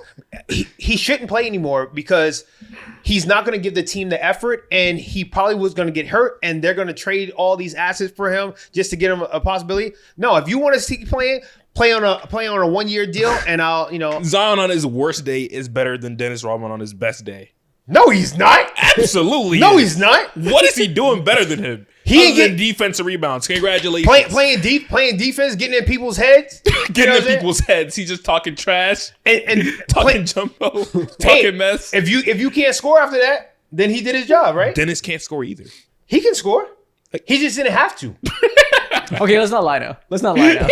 Dennis can score. He just didn't have to. You can say he's better, but you don't got to say he can What score. are we talking We don't got to say he can score. He can score. He just didn't have to. He can score in the same way like Mo can score if he's in the open gym. But like, I mean, he's at the basket all the time with offensive rebounds. If he had to just put it up more times than not, he could do that. But he didn't have to, and he gave the better shooter on his teams the ball at all times. He got offensive rebounds. Like, I can go up a lot of times. Yeah, he's physical. He can do it. When I say he can score, I'm saying he can probably average 14 or 15 points a game if he wanted to. But that's a different. And here's the thing. But if he did, that's terrible basketball. Your team is horrendous if you ask Dennis Rodman to do that. So there are 3 tiers of defenders, right? There are 3. So there's the big defender, the big, right? So you can't teach that, right? You're big for no reason. You're gonna be in the restricted area. You're the big for no reason. You're gonna be blocking shots, moving the altering shots. You're gonna be that. That's gonna be good. Then you have the next tier, which is the two-way player, right? Oh, I'm sorry, not two-way. The next tier is the single defender who doesn't have any other responsibilities, right? So that player, that's more like a Tony Allen. A Tony Allen. There's a whole bunch of players that only have to play defense, and they can focus on the defensive end and just play defense. That's the second tier, and they can be great at that, right? Then there's the third tier, which is the two-way player. The players like Kawhi, Jordan, Bron, yeah, definitely Bron. Bron's up there. Clay, those 3-and-D guys that what do you say? you said Kawhi, Jordan, Bron, Clay. Oh yeah, it's like, listen, I love Clay. Shut up. No, I just say Clay because it's a 3-and-D kind of guy. But those are the three tiers of defensive players that you have, and you'll see if the newer players or the better players of this generation, I don't think that they get to that two-way player that they need, because it takes so much energy, but that's what you need to become that defensive player. So Tall Tommy got what you do today. Okay, Do you want to give one last closing statement? One thing you want to get off your chest to all the young people in the audience out there? One thing you want them to take away from this, knowing the difference in their mindset versus yours, the POV they have versus yours. Is there one last sentiment you want them to remember? You gotta stay hungry. You have to stay hungry. You can't just want to eat. You can't just be like, I'm hungry, I can eat. No, you gotta be hungry. And whatever you gotta do to stay hungry, do it. If you gotta, deny yourself, eating, Krispy Kremes or donuts or water. I don't know what it is. I don't know what it takes for you to stay hungry at whatever craft that you do, but just stay hungry, because staying hungry means that when the opportunity comes, you'll take full advantage of it. So. And also, fuck Rudy Gobert. Yeah. And that too. Let's make something clear. That's funny. All right. Thanks, guys. Thanks, man. Right. It is now time for hour 2 of the show. The thing you guys see in the title. We're going to pick our NBA award winners for every single award that you typically give out at the end of the regular season, but this time just for the playoffs. So MVP, DPOI, Rookie of the Year, Coach of the Year, Clutch Player of the Year, Sixth Man of the Year, and Most Improved Player, all for just only exclusively how players performed in these playoffs. Can be first round exit guys, can be finals guys, whatever it means to you. Only requirement is they did it in the playoffs. Okay. I have my list. You have your list? Okay. I have my list. Let's do it. I'm glad. Let's start with... I'm prepared. Good to know. Let's start with DPOI. Who has been the Defensive Player of the Year for you guys in the playoffs? I can go first. Someone who just continuously feels like no one can have an advantage on him, and just feels like he covers a lot of ground and can affect so many levels of the court, while also, with that being in hand, guard so many different types of players, whether it be a big, small, wing. I'm taking Chet Holmgren as the Defensive Player of the Year for the playoffs. Oh, interesting. Okay. Yeah, it's pretty easy for me. I also feel like it's not easy for me at all. I feel like it has to be a member of the OKC Thunder. That to me is easy. Okay. They're the defining part. I went Alex Caruso over Chet. I can't hate that either. Okay. I didn't go anybody on the Thunder. Oh, okay. Who'd you go? I went Draymond Green.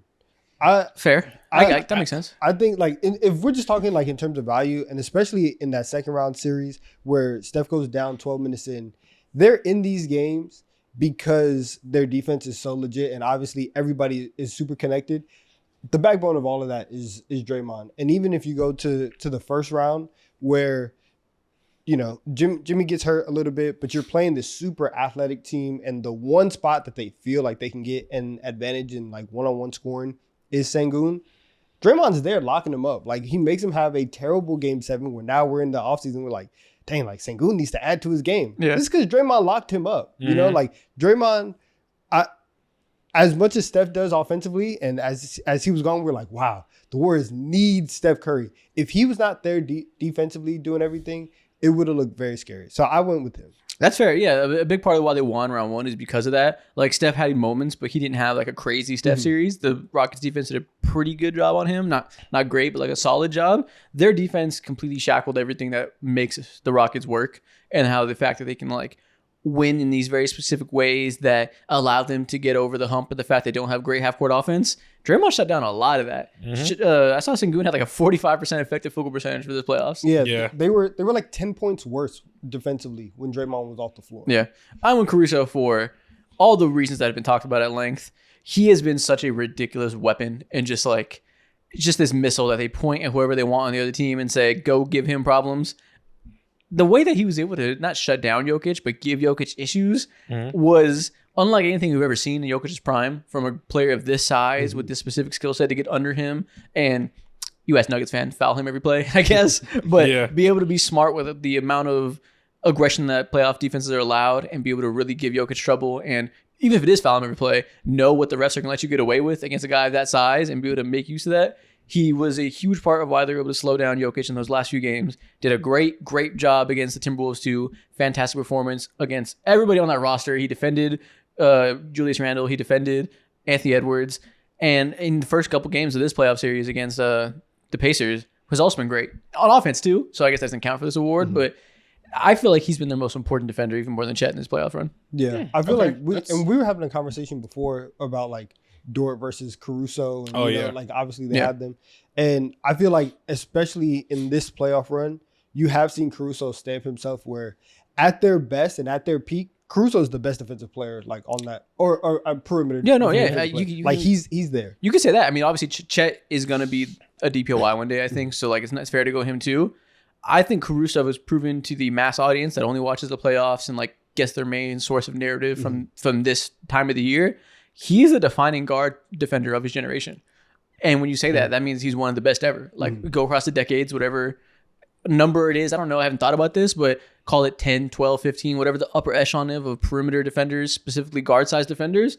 He's in these conversations. We've had years upon years of all the impact data, all the smart nerd stats that gauge your defensive impact and account for opponent 3-point shooting luck, account for the talent around you, all those different types of things that kind of paint the best picture you can of somebody's raw impact. Caruso has always been at the top of those. Ever since he left the Lakers and got a bigger role with the Bulls, he has been one of the most impactful guard defenders every single year. And now we're seeing him on his second championship level team finals run be a gigantic part of how these teams put together great defenses off of his versatility. He's an all-time great defender. Yeah, I mean, I'm not disagreeing with you on any of those points at all. All three of these answers are super valid. Caruso especially too. I just feel like when it comes to someone like Chet, there are certain instances where I feel like he's naturally lay of the land. He is the backline defense, and he touches. I'm sorry, he was chugging that Celsius. Oh, you thirsty? Just throwing it back. Goddamn, gulping gently. Goddamn. Where's your man? Not elegant at all with it, but okay. Anyways, want to be demure and sip on it while I pick you up? Yes. Go ahead, show me. There we go. Drink a Chris Celsius. Oh man. But yeah, you're not wrong with any of those points at all. I just feel like someone like Chet, if there's any point in the game where he is the ultimate answer, he is that. Caruso, seeing what he did, I felt those ways when it comes to like genuinely calling one of the best defenders that I've seen with my two eyes on the perimeter. Once that Denver series happened, I think it was maybe game 6 or 7, probably game 7 when he defended Nikola Jokic. It was both. Yeah. That's when it hit for me personally, but I'm still taking away with Chet. Yeah, the Caruso thing is so cool because he was just like, because of the state that the Bulls were in, like lost, I guess. It felt like Caruso and his talents were going to be, lost to just being wasted. On this team. But now we've seen him in 2020 with the Lakers being able to be an integral part of their defense and being amazing there. And then now 5 years later, you are kind of the old head on this really young team, and you are also one of the most important defenders. And so being able, like if OKC pulls this out and they get this title and Caruso has 2 rings and he has, we're doing ring culture on Caruso. Oh hell yeah. We're stamping him. We're getting him in the Hall of Fame. Yeah. And so if Caruso is a part of these 2 title teams being that level of defender, that legit is like all time, like you said, all time stuff. If we can get Michael Cooper in the Hall of Fame, we can get Alex Caruso in the Hall of Fame. Let's get it. Let's figure it out. Let's get it. Not do that. All we got to do is get one season where he can play 36 minutes a game and win a DPOY. That's all we need.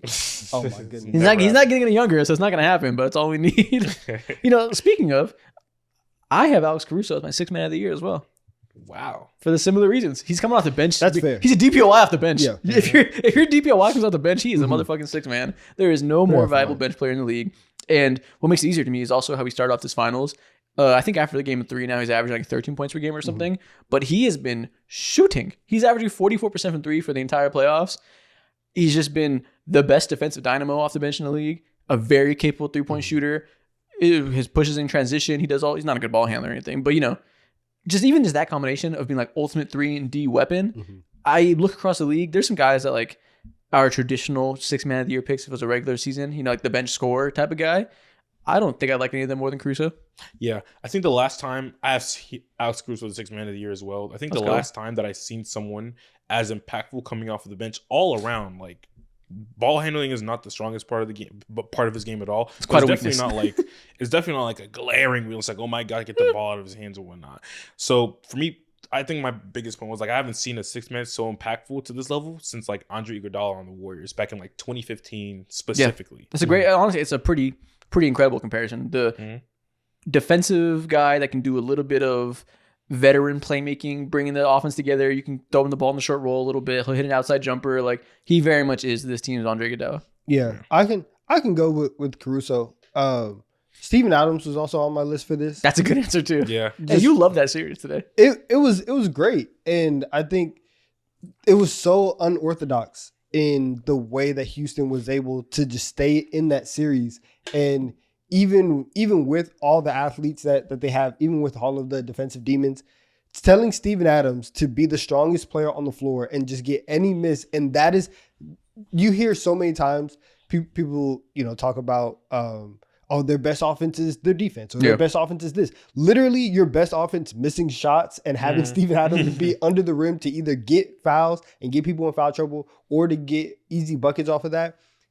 It legit like kind of broke the way that you had to look at that series. And even though that people have been doing it this entire year, you did start to, especially the Thunder, you did start to hear like, oh wow, double big is back, right? Yeah. Because Steven Adams is here cleaning stuff up. So he was on my list. I can agree with you guys in Caruso, but I have to show Steven Adams love. I like that. Yeah, pretty similar reason. Type of guy that is not the traditional 6-man of the year, but his very specific impact is like vital to what they do. Mm-hmm. You can it's comical how much offensive rebounding is important to this Rockets team. It's like in a way that's abnormal for most teams because most teams aren't so reliant on that. So yeah, he definitely has outsized impact that his numbers don't necessarily scream at you. Yeah. So man, shout out Steven Adams. That's crazy. Is there any like traditional 6-man of the year picks that should be mentioned? Like a traditional probably ball handler or scorer off the bench that needs a shout out? Really no. I mean, you could try to list out like someone on the Pacers, but then there's like 2 or 3 guys. Yeah, there are too many guys that have won for that. Yeah, exactly. So there's no one that really sticks out. Russ, I guess. Russ was pretty important in some of these games, but Russ giveth, Russ taketh away. Yeah, but I feel like there's that aspect, and also maybe Kill Alexander Walker, but even then he wasn't. He had some moments, but it wasn't high consistent. octane. Yeah. But with Russ, I feel like if the other team is, if you're getting those moments because the other team is just straight disrespecting you, allowing you to have those moments, then for me, it's not really like you are having this impact of the game. It's more just how everything is being played out. And that's what we wanted. Right. Yeah. So I'm not 100% on Russ. Yeah. I guess Casey Wallace could be another one who had very strong first few rounds off the bench, but not as much as Caruso. And yeah, the Pacers are just like too spread off the bench. Like if TJ McConnell and Benedict Mathurin had games like they did in Game 3 of the Finals often, then they would be in the conversation for sure. But it's been much more spread out than that. Yeah. So it's hard to say traditionally for this season. Okay, well these two are easy. Rookie of the year. For this one, I think we don't do rookies on their first year in the NBA. It's players who this is their first time in the playoffs. So that very well could be a rookie, since by default it would be their first time in the playoffs, or a player who just never made it before in their career. I don't know. This one's kind of hard. I wrote Sengun.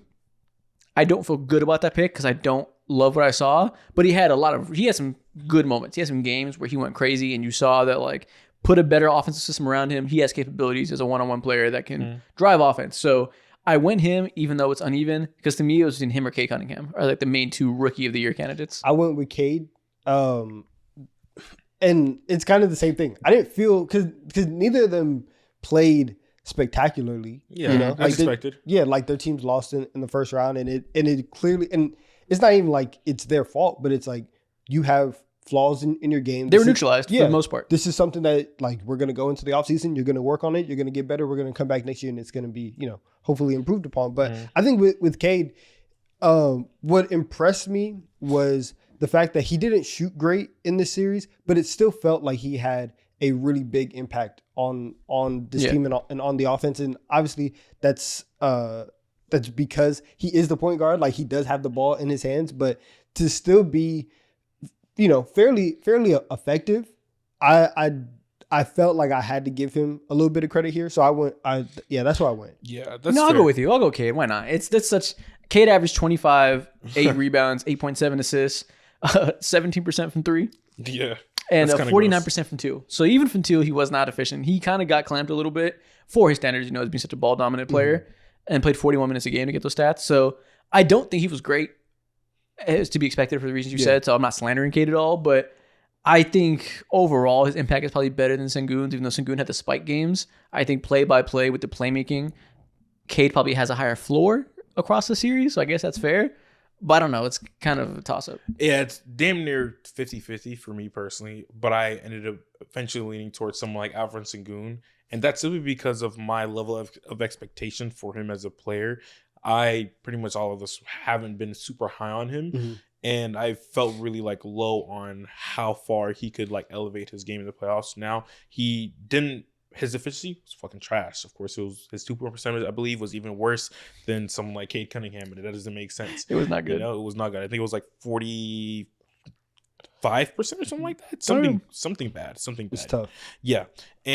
But something I will say is seeing how he played through physicality and was able to, through this super muddy, the muddiest offense that you can imagine for the Houston Rockets, the level of non-shooters and how his game just isn't compatible with that, but still finding and shouldering his way into good offense. It was really impressive to me. And seeing how he competed on defense too really made me be okay, I can legitimately win with you and you have impact on the game. Yeah, he defended extremely well. He played way better defense than he did offense. And he's such a weird player in that way that he started off as offensive slanted guy, baby Jokic, but he was a defensive liability. Now he's pretty good defensively, at least average, depending on how you feel about how much his perimeter talent carries him in that regard and makes him look better. Regardless, he's completely good enough, not a negative at all. But because of that, and because of the extra effort went in, you saw the touch kind of go down a little bit. Didn't have a great offensive season, so give and take with him. But yeah, I think maybe you're right. Maybe I should stick with Sengun because the defensive performance was legitimately very strong. Yeah, the argument for Sengun, I guess, would be he's going up against a great defense and a great defender, whereas the Knicks aren't a great defense. And so to still playing 41 minutes, getting those numbers and being as inefficient as you were when you do have Jalen Brunson and Karl Anthony Towns on the floor, how being able to weigh that, you can give Sengun a little bit more of a pass offensively because he's going up against a defense like that, and the best defender plays his position. Whereas with Cade, yes, OG was very physical with him, did a great job, but there's still so many opportunities and where he was able to get matchups against Cat going downhill, or you can get Brunson on him. And 17% from 3 is, and then that's just bad. On top of that too, for Sengun, he has no teammates other than maybe Dylan Brooks here and there, and Fred VanVleet, who can give you he gave us 2 really good shooting games. But other than that, he's working legitimately with negative spacing. Yeah. So to see him be able to get a certain level of offense off while maintaining a high level of defense for his standards, that's why I gave him my Rookie of the Year. I've grown. It's so funny because I've gone so post woke on the whole spacing thing, where the whole thing 7 years ago was spacing is so important. You got to understand that's what makes offenses go. Now I'm bro, we talk too much about spacing. We act like everything is the end all be all about spacing. Nobody can fucking function if there's not perfect spacing. I hate that as a bailout, but you're right, especially against the Warriors specifically, who are probably the best team in the NBA defensively at exposing lack of spacing and playing the gaps and being able to help them recover. They're the exact team is the worst team you want to play if you're a team that doesn't have good shooting. Yeah, and Jalen Green was his go-to guy too. So it's brother, come on now. I really wanted to find a role player on this list that could be a Rookie of the Year because the 2 stars weren't amazing. There's really nobody else out there that this is the first time in the playoffs. Every team that made a run, they've been here before and don't have any young players really contributing. I'm Benedict Mathurin wasn't there last year. He was hurt, but I think he played before that in small amounts when he was a really young player, so he doesn't count. He also wasn't that great this playoffs until recently. So Scottie Pippen Jr. had a couple good games against the Thunder in the first round. Maybe that could be in there, but no one's picking him. But it was a couple good games. It wasn't like, the whole series. Maybe that would be enough. A very, very light talent pool for this one. Yeah, for sure. Experience is out here winning, and it makes sense. I think it is really interesting though, like going into next year and seeing the playoff like rookies and stuff like that. Like, is Wemby gonna be in that class? Hopefully, right? I would assume so. But we'll see. That's what I'm saying. But I feel like, especially now with the play in, there's a large group of guys that have at least something. They've had some type of experience playing games with stakes in it. So it is kind of hard to find some people like that. Okay. Next one, most improved player. Who is your most improved player of these playoffs? I think this should be a sweep. Most improved player easily should have been Julius Randle because of his playoff reputation over the last few years. We talked about it. We gave him like so much flowers a couple streams ago against the Lakers and also against the Golden State Warriors, where he beat the fuck out of someone like Draymond Green. He rose to the occasion. Now, of course, whatever happened in the Western Conference Finals. They're going against a generational defense in OKC. But knowing all the things that he went through, he had definite blunders, but through those blunders over the last few years of his career, he went through time and time again just horrific timing of injuries, but also just playing a disgusting, muddied up version of basketball. His first 3 playoff series, his effective field goal percentage, I'll just do that. Won't even do the rest of the numbers. Just his efficiency, effective field goal percentage, 35% in 2021. He had 2 series in 2023, 39% and 47%. All ass. These 3 playoff series, counting the OKC series where he struggled because OKC is insane, 55% effective field goal percentage, 57. The biggest flaw of him, the fact that people could expose the lack of jump shot, can get him rushing out of rhythm, get him in a funk, and he'll just be extremely inefficient, shoot you out of games and so forth, completely shut that down. You mentioned against the Golden State Warriors, he ate 25 points, 6 rebounds, 7 assists. He was a huge part of being able to keep them afloat whenever Ant was struggling a little bit because they were selling out to stop him. He was a release valve, did an amazing job. Same thing against the Lakers. He wasn't quite as high volume of a scorer, but incredibly important whenever they defended Anthony Edwards aggressively. Everything we saw in that second half of the regular season when he came back from injury, and they made a big adjustment to make him play as more of a role man with Gobert in the dunker spot instead of Randle being a big spacer. That really unlocked him, his playmaking going downhill, being able to set up Rudy Gobert as a playmaker and get those big-to-big lobs. All of that translated to playoffs. I'm just happy for him that he was able to get this award from us. Because like you said, for all the stuff, like, yes, there are flaws in his game, but being labeled a playoff choker is something different. And like you can have like, just being a regular guy and just, hey, who I am in the regular season is who I am in the playoffs. And for 98% of the league, if you are the same person in the playoffs that you are in the regular season, that's good enough. Yeah. That is exactly what we're looking for. The only people that we have ever asked to like rise is like Bron, Steph. Like if you're a top 5 player, cool, maybe. Yeah. That's another conversation I'm sick of overall. Like it's kind of similar to this spacing thing where I'm like, we take these convos and these pieces of discourse and apply them way too like absolute. And when I say that, I mean the whole playoff riser versus playoff dropper thing. 99% of the time, that shit is not real. There's a few guys who do drop and do rise off of like clear specific skill sets that change in terms of how the coaches use them or how people defend them. That's what I'm saying. Most of the time it's matchup based. Yeah. And most of the time it's very small sample size where so-and-so came out for the first time. I hate to do this. Paolo Banchero last year. Obviously, 4 games. He shoots 52% from mid-range. Last year. It's okay. Riser, right? Yeah. It's 5 games he shot like crazy. We don't learn anything from that. Versus there might be somebody else who shoots with... Cade shot 17% from 3. Nobody's doing this to him, but like you could say, playoff dropper, he can't shoot. Yeah. Both instances are just shooting variants that probably don't tell us a whole lot long-term about who they are in the playoffs. Both guys, like Paolo had a very different performance in the second year that was the opposite of that. So not to get into whether or not it's bad or good, but it was just completely different. Cade will probably have a completely different performance next year. Unless you're Jamal Murray or Jared Vanderbilt, who's a clear dropper. Unless you're those type of guys who like are clear for very specific reasons and they're the outside of the norm. Risers and droppers hardly exist. Yeah. And for Randle, especially for second stars, just be the release valve. Just be mad regular, and we're gonna be okay, right? Just make make sure that at the end of the season, I don't look at the cap sheet and I'm like, dang, like we're gonna have to pay him $47 million next year. Like, I don't really feel good about that. You want to have a little bit of hope, and Randall did that to where this offseason, it's not about should we re-sign Randall, should we do this, should we do that. It's really about can we keep the talent around this team and around this core. Obviously, for whatever talent reason, like, do you think that Randall should be like? Do you think you can get better? Maybe, but it's not an overall question of is he gonna sink us if we just have him on the team. Yeah, shout out to Julius Randle, man. Next award, Coach of the Year. Who wins this one? Sweet. Yeah. Sweet. This is a sweep. 3, 2, 1. Rick Carlisle. Damn. It's listen. The next award should also be a sweep, and we can do that again. Yeah, Coach of the Year is this one was no hesitation to me. Even if there's other coaches that deserve recognition, just on the simple nature of like, I'll speak for myself, but I think it applies to most people.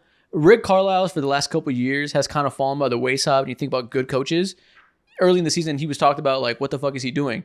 Whenever the team was struggling and Tyrese Halliburton was bad, and like they're making this clear change of playing more death focus, I guess I'll say, putting the ball in everybody's hands and really being free flowing. I was worried. I was like, why the fuck is he doing this in such an extreme regard as deprioritizing Tyrese Halliburton? Like, I understand the logic of wanting to be less reliant on your star, but he's not playing well, so-and-so. Like, everybody jumped to conclusions and blamed him. Or even if he didn't do that, he just has fallen by the wayside of the discourse of great coaches. This has been the single playoff run that proves he is still an elite coach. Mm-hmm. It's the similar way to like Kawhi in 2019, remind everybody he's the best player or one of the best players. Rick Carlisle is stamping in terms of coaching in the same exact way.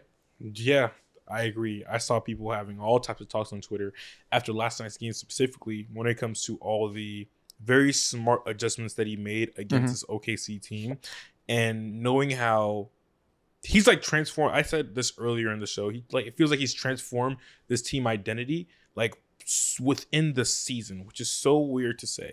Like, yeah. It's one of the most unforeseen turnarounds in NBA history. And that's why I'm like, he's clear Coach of the Year. And when it comes to all-time talks, I'm so tired of having these types of conversations. But wherever you want to put Rick Carlisle in terms of head coaching stuff. Oh, if they win? Whatever, bro. If they win and he has the two best, or most, not say two best, if he has the two most unexpected finals of the modern NBA, Hall of Fame immediately, put him wherever you want, you're all-time. You can't be too high. Yeah. I'm just going to say, if they win this series, him and Spoelstra are going to have the same amount of rings. You know what I'm saying? And not to say that he's better than Spoelstra, but to start saying the guy that everybody says it like Spo is the best, top three, whatever. Yeah. Right. Top coach in Spoelstra, being able to have as many titles as him and to reinvent himself. And even whenever they got Pascal, it was like, oh, look at the Pacers, like going for it, adding an all-star. That's great. Even at Pascal's peak, I don't think any of us thought Pascal was like, what, top 12? No, fuck no. Right? Like he wasn't top 12 even now. And it's a product of how we converse, but also on a game-to-game basis, we're deciding whether or not Tyrese Halliburton is a top 15 player or not, right? Yeah. Like it's not for him to win this title without guys who are firmly stamped in top 7 status, and to do this, to make it to the conference finals back-to-back years, obviously this last year, but whatever, to have that and then to build upon that this year and get them here, it would be insane. Yeah, and as of recording this, they're currently leading 2-1 over OKC. This comes out Friday, so Game 3 will have happened by the time you watch this probably. They might be up 3-1 or it might be 2-2. Regardless of the fact, the reason, as of us recording this today, that they're up 2-1 is mostly Rick Carlisle putting Mark Daigneault on a goddamn blender. Yeah. Like, he has mostly been the biggest reason for the difference in the series so far and the adjustments he's made. It's so clear. I don't even think there's a close second in Coach of the Year because the other teams that made a deep run, Chris Finch, hell nah. Well, I guess he had a good series against the Lakers, but it's Chris Finch. Hell no. Mark Daigneault, fuck no. I don't think he's had some learning curves, to say the least. He's had some issues over the course of the playoffs. Yeah. Hasn't been horrible, but hasn't been perfect. Tibbs got fired. Tibbs got fucking fired. No, he got fucking fired. Yeah. Everybody else, like, maybe there's a second round team. Maybe Steve Kerr, there's a shout for getting out of the first round, I guess. Maybe you can, like, Rick Adelman is. Oh, okay. Yeah, definitely. Yeah, like, he's the second. He's second. One. He's second. Who else made the second round? I would say Ime Udoka probably deserves some credit too for losing the first round. Sure, I mean he did what he could do. Yeah, sure, but like it's not Coach of the Year worthy. We're talking about it. He wasn't bad, but yeah, Rick Adelman's the second one, I think. Yeah, and then Dark Dagnall gets third by default because he's in the finals. Yeah. Nah. And we're harsh on him because we have expectations, but he hasn't been atrocious. Yeah. We just need him to be perfect to not sell. But yeah, that's the top three. But Carlisle is so clear to everybody. Mhm. Man, Yeah, he's one of the reasons. The other one is because they are performing devil magic, and they have the other guy who's should be a sweep on our list. speaking of clutch player of the year, obviously regular season was Jalen Brunson. He came out in the playoffs, did Jalen Brunson things, was very clutch for the most part. Hard fought series. They beat the Celtics off of pretty clutch performances. Mm-hmm. Game winner against the Knicks. Against the Pistons. Series winner. Series winner. Yeah. Surely he's a clutch player of the year Cross again, right? Desar Thompson out of the frame to win Yeah. the series. Surely he's the pick for you, right? Yeah. Has to be. Can't be. Lord goddamn. No, bro. is that Tyrese Halliburton's music? Oh, like, yeah. The Halliburton has struck 4 times in this playoffs. Tyrese Halliburton is a clutch player of the year for the playoffs so clearly. The conversation isn't, is he the clutch player of the year? It's, is this one of the most clutch playoff runs you've ever seen from a star player? Because it is outrageous. Every single playoff series, they've had a ridiculous comeback where, every the NBA.com has like the lead visualizer and it gives you a percentage chance. I think ESPN.com actually has a percentage chance of everybody's win probability at every point of the game. Every single series has included one game where the Pacers had like a 1% win probability in the fourth quarter, and they won those motherfuckers off of Tyrese Halliburton going apeshit in these fourth quarters, being ridiculously clutch, hitting multiple game-winning shots and leading multiple game-winning comebacks, even if it wasn't the final shot. Oh, legendary shit. It's not even in the fourth quarter. It's like in the last minute and a half of these games where they're down 9, down 7, games that you just should not win. And to have a game winner every single series is wild. Fun fact, since tracking began in 1997, no one has ever hit more than 2 shots to tie or take the lead in the last 5 seconds of a single playoff run. Bron? Tyrese has done, nope, not even Ron. Tyrese has done that 4 times. Ridiculous. Just Do you have the other one? Do you have the other name? On No, there? I don't have the other name in my hand. Okay. outrageous It probably is year. mine, though. And like the talk is obviously like so much revolving on like, is Tyrese Halliburton a top 10 player? Is he not? I don't even care right now. We'll discuss that in the summer. He is a top 10 player for the playoffs. I'll tell you that. Off the nature of just winning games by himself in the fourth quarter. Yeah. Like the proof is in the pudding. We'll get to the playoffs. We'll have the moment behind us. We'll sit down like, do I really think he's better than Devin Booker? Do I really think he's better than Jaylen Brown? Whatever the names are that you consider him for. Right now, he deserves all the hype he's getting. LeBron gets cut off by the shot clock, like 5 seconds. Oh, okay. Yeah, he's barely cut off. LeBron's there, but yeah. Okay. ESPN asked that. Yeah. But yeah, like it's not even much to say. Like he is just the clutch player right now. And like Jalen Brunson would have been a fine second pick. That doesn't compare. Compare though. In every normal year, he is. Doesn't every compare, single though. year, he is, except for this one. This is not a normal year. Yeah. This guy might win the finals, and a big part of it is him being so clutch. It's the clutchest run. If they of win all the time. finals, and I'm thinking about I it, don't even care if they win the finals. It's the clutchest run. oh of for all sure. time. But if they win the finals, predicting the future, it will probably come down to the fact they hit that game winner in game 1. That'll probably, unless they win in 5 and they would have won regardless, and they've shown to us that they're just going to be the way better team, which is possible, I suppose. If it's a close series, they win in 6 or 7, it'll probably come down to the fact that he hit a game winner in game 1 Even at this point, right? If they go up 3-1 on Friday. if they go up 3-1 on Friday and they end up closing out in 5, I'm still gonna look to game 1 because it's like it could have been 2-2 going into game 5. Yeah. No matter what happens, the first image of this series being Tyrese Halliburton having a terrible game and then still coming out, gaming them on the road, coming back down from 19-20, whatever the lead was, it's shaped the series already. That'll be such a crazy inflection point if they win the finals, the Pacers do, and like you just know that that's because he hit that game winner, and especially off a terrible game. Like I think a few of those other games too, like weren't the strongest games. There were some that he went ridiculous the whole game, but if I remember correctly, there was 1 or 2 where it was a rather pedestrian game for his standards. Might have been that Milwaukee game maybe. Whatever it was, they weren't horrible games, but they were rather pedestrian, like box score wise for his standards. And then he just fucking turns it on in the fourth quarter. Like it's weird in history, this player to be the best player on what might be a championship team, or at the very worst will be a second place team, and him not be one of the 7 best players in the world. There's no argument for that. He is not a top tier player, but he's performing in such a ridiculously clutch Yeah. way. Like, it doesn't make sense and Yeah. fit into the boxes of how we think about champions. Exactly. Like, especially when it comes to his just 1-for-1 player archetype too, Mhm. and a lot of the weaknesses that scouts been pointing to his game that still you can argue still stand to this day because it's not built in when it comes to the ISO stuff or whatever.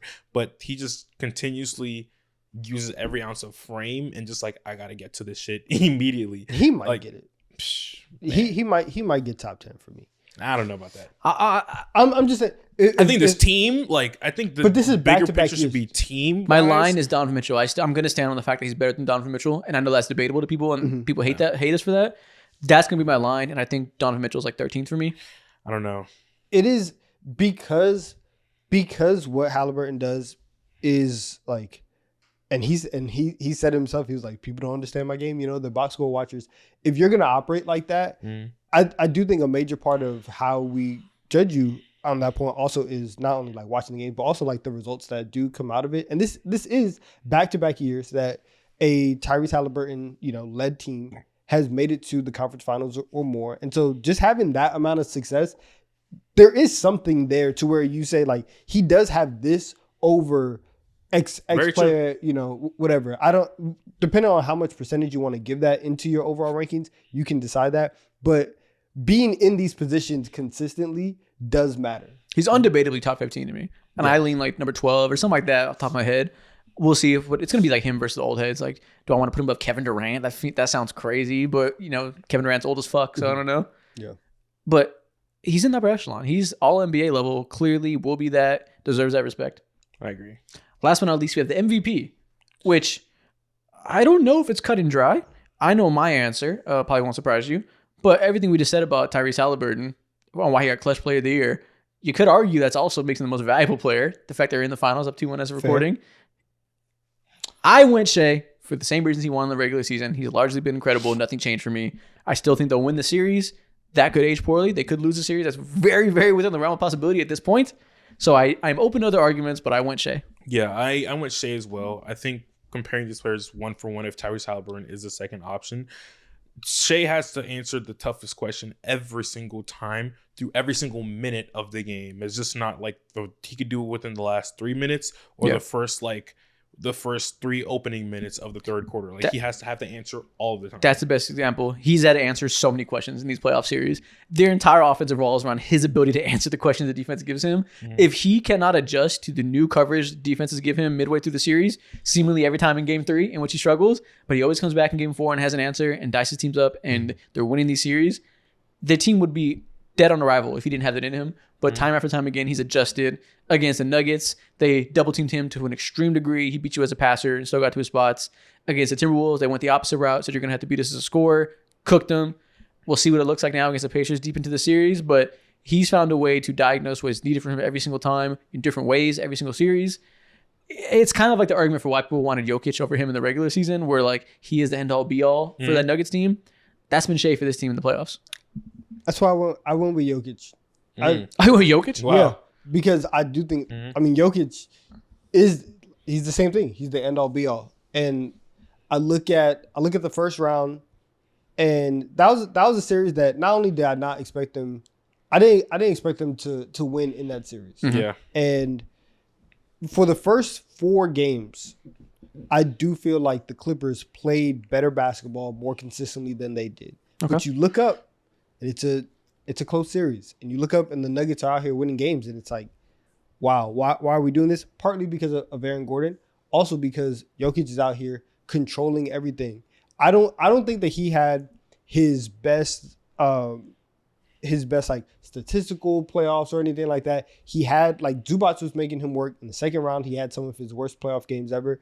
But the first round to win that series, and then I don't think that they should have been in that series against OKC to push that to game 7 when Michael Porter Jr. is playing with one shoulder and Aaron Gordon eventually gets hurt, and to keep doing all of this, even as he's playing poorly, everything that OKC did had to be revolved around how are we going to like somehow neutralize him. And they had to go deep into the bag of, yeah, let's get Caruso and put him on there and do that. They forced OKC to the absolute limit. And I think that all of that is because of Jokic. So also, Jokic defended incredibly well in these playoffs, like way better than he did in the regular season, in which he had not one of his strongest defensive years. The effort waned because he had such a ridiculous usage. He put in every ounce of effort every game. He did great against the Thunder. He was a big part of why they were able to wall off the paint and make Shea beat you as a shooter and as a passer with these double teams. His hands were amazing in these interior passes. He really gave Shea issues there. And he did well against the Clippers. He just was the best version of himself we've seen defensively, I think, for these 2 rounds. Yeah, and all the talk also is, the intangible stuff, at least what's visible to us, all of that also went up a level where you see him getting guys more riled up or more dialed in. You see him leading huddles and stuff that people also, reported on in terms of, hey, we're seeing a different level from Jokic in terms of his buy-in and his leadership and all that stuff. So he's my MVP for this playoff run. With that being said, Shea outplayed him in that series, and Shea made it further and went crazy in every series so far, and is going to have the same arguments he did in the regular season. I still feel like it's him. And now I'm thinking about it. If he's your playoff pick, why isn't he your regular season pick? Because all those things apply. Shea's had a couple slow, like he didn't have a great Memphis series. Like he got better. He got better as the games went along. The first 2 games weren't amazing. They were bad. They were bad for his standards. Yeah, and you had poor games again in the Denver series. You get to the conference finals. They wiped the floor with Minnesota, right? Everything was working there. But you have not a great Shea game in this in game 1. Game 3 also wasn't great. So it hasn't been as wire to wire as like the regular season was. Where like I feel like there has been a lot more moments where you're looking at Shea and the performance hasn't been up to, I guess, just the standard, the amazing standard that he set in the regular season. I get it. Everything in his life hasn't been consistent. Exactly. All right, man. That's all the awards we got today. MVP, Shea, Jokic, DPOI, Caruso, Chet, Draymond, Rookie of the Year, Sengun, Cade, Coach of the Year, Carlisle sweep, Clutch Player of the Year, Halliburton sweep, Sixth Man of the Year, Caruso. What'd you say? What did I say? Steven Adams. Most improved player, Julius Randle. Steven Adams sticks out. Right? It's hilarious. I know I get it, but it's just funny. And most improved player, Julius Randle sweep. I like it. Nice. And with that being said, you know what else is nice? Crayons. Crayon eaters. Munch up. Rejoice. It's time. We're on TikTok time. Welcome to TikTok time. Ah! It's fucking. Are you okay? Where is your to TikTok time? Ah! There we go. Today we're going to start with talking about the man that's in the news, the seemingly most important story in basketball that every network needs to talk about above the NBA Finals. We're going to talk about Kevin Durant. Again. Yep. We got to do it because the Kevin Durant trade news is heating up. It seems like this is going to happen as soon as the finals end. As soon as they feel like it's okay to announce it, Shams is going to tweet out, Kevin Durant has been traded to Team X. And I say Team X because there's a lot of teams currently linked to him. So today, I'm going to tell you a trade package from all the popular teams that people want him to go to. You're going to tell me deal or no deal from the perspective of the Suns. Would you accept this trade for Kevin Durant? Okay. Now, there will be multiple you would take, so you don't got to pick one as your ultimate destination, but does this get you over the edge knowing what we know about his perceived trade value? Tis the season for Kevin Durant to move on. Let's go. For the 4th time post-Warriors. This man is a journeyman at this point. It's crazy. Yeah. The best journeyman of all time. Yeah. Which is he probably is, right? Easily. He's a great journeyman. There's no real conversation. I mean, Shaq was washed at that point. Yeah. This man's still a top 12 player in the league at worst. Yeah. Probably top 10. Okay, first off, Kevin Durant to the Spurs for Devin Vassell, Harrison Barnes, the number 14 pick in this year's draft, and the 2029 first-round pick. Deal or no deal? I'm taking that deal instantly. Yeah. Instantly? Instantly. I think if I can get 2 first-round picks, now, it depends what type of protections are on that pick, but if I can get 2 first-round picks for a guy who is 37 years old and does not want to be in my organization, I'm taking that. You can go. Okay. It seems like 2 first-round picks is the market. It doesn't seem like it's going to be a crazy trade package for everything you said. He's old as hell, $54 million a year. It's tough to build your team around that. So 2 firsts is enough for you guys? Yeah, 2 firsts is enough. Me personally, I try to haggle the Suns for the Spurs for the number 2 overall pick. You can take away that 2029 pick. I don't really care about Vassell. The only reason why he's there and Barnes is there is for money reasons. Yeah. I would be salivating over that number 2 overall pick if I was the Suns. I would take it, but I wouldn't be happy you might be salivating over it. If I'm the Spurs, I'm telling you to kick motherfucking rocks. Dylan Harper is staying. You're not getting that. You're not getting that. I'd be if I was the Spurs, man, this would be so ideal to be able to get Kevin Durant while Wemby is still cheap. You can offset that. By the time he's ready to be extended, that's when you pay Wemby, and then KD gets cheaper. Wemby gets expensive. It makes total sense. That's the greatest offseason of all time. You got KD and the number 2 overall pick. Facts. You get off the Devin Vassell contract, which is low key not great. Yeah, it's terrible now. There we are, man. But yeah, I'm taking this. Damn, you must feel so bad for someone like Harrison Barnes. You tell me I'm getting replaced by KD again? Fuck, man. He's always in the corner. I didn't even think about that. He probably hates him at this point. Exactly. He makes him move over and over. But okay, so first off, we got a deal to the Spurs. Next up, to the Timberwolves. Would you trade Kevin Durant for Rudy Gobert, Dante DiVincenzo, and Rob Dillingham? So no picks. Like this. No picks, but you get a center that's win now with Rudy Gobert. You get a center that's win now with Devin Booker. And Rob Dillingham is kind of like a first-round pick if you squint your eyes. If you squint your eyes. You know what? I might do this if I'm the Phoenix Suns because this ensures you, at least with Rudy Gobert specifically, because this is like a Rudy Gobert trade. Yeah. Think about where the Timberwolves were without Rudy Gobert. He gave them a sense of identity and stability that the Phoenix Suns specifically hasn't had since CP3 left those doors. So if I'm the Suns, I consider that to save these next 2 years of Devin Booker's career. It's short-sighted and not smart, but they are clearly going to operate short-sighted and not smart. So for what you want when you're rebuilding on Devin Booker, I don't know. I'm not doing this. If I'm trading Kevin Durant, I need at least 1 pick. Okay. My personal market is 2. If I can give a package like this where the players are actually like good right now, then I'll just take 1. But even in that short-sighted, I still have Bradley Beal on my team, and it's not going to work. Yeah. And so unless I know in the back of my mind or have a deal already set up to where if I make this trade, I get KD out of here, and then I can trade Bradley Beal to either get first-round picks or get some more people to fit around a Devin Booker, Gobert nucleus, then I'll make the deal. Yeah, it's no deal for this, no deal. I listen, I know Devin Booker wants to stay. He wants to win now. Maybe he sees Rudy Gobert as a good option for that. I had the privilege of watching Rudy Gobert in offense this year. It is only downhill from here. I'm not buying in on that experience. Even if it gets me Dante and Rob, no thank you, no deal. Wow. We can do better. Yeah, and honestly, at this point, if I'm the Suns, like we're a year 9, year 10 in on Devin Booker. I'm gonna test your gangster. How bad do you actually want to go? How loyal are you? Why would you want to do that? But yeah, I mean, if he were to demand the Timberwolves as his only destination, this isn't the worst package in the world. But if it's a bidding war and KD's not going to force your hand, you can do better. KD to the Rockets for Jalen Green, Jabari Smith, the number 10 pick in this year's draft, and Phoenix's own 2027 first back. I'm taking this. I think this is a better package than what the Timberwolves could offer you. You get Jalen Green. I'm not even thinking about his name twice because he is a expiring contract next year. Jabari Smith Jr. Yeah, he is on a 2-year deal. His deal was weird with a lot of like provisions and stuff like that. Yeah. Okay. Jabari Smith Jr. is one of the most underrated players that the NBA has to offer, young players specifically.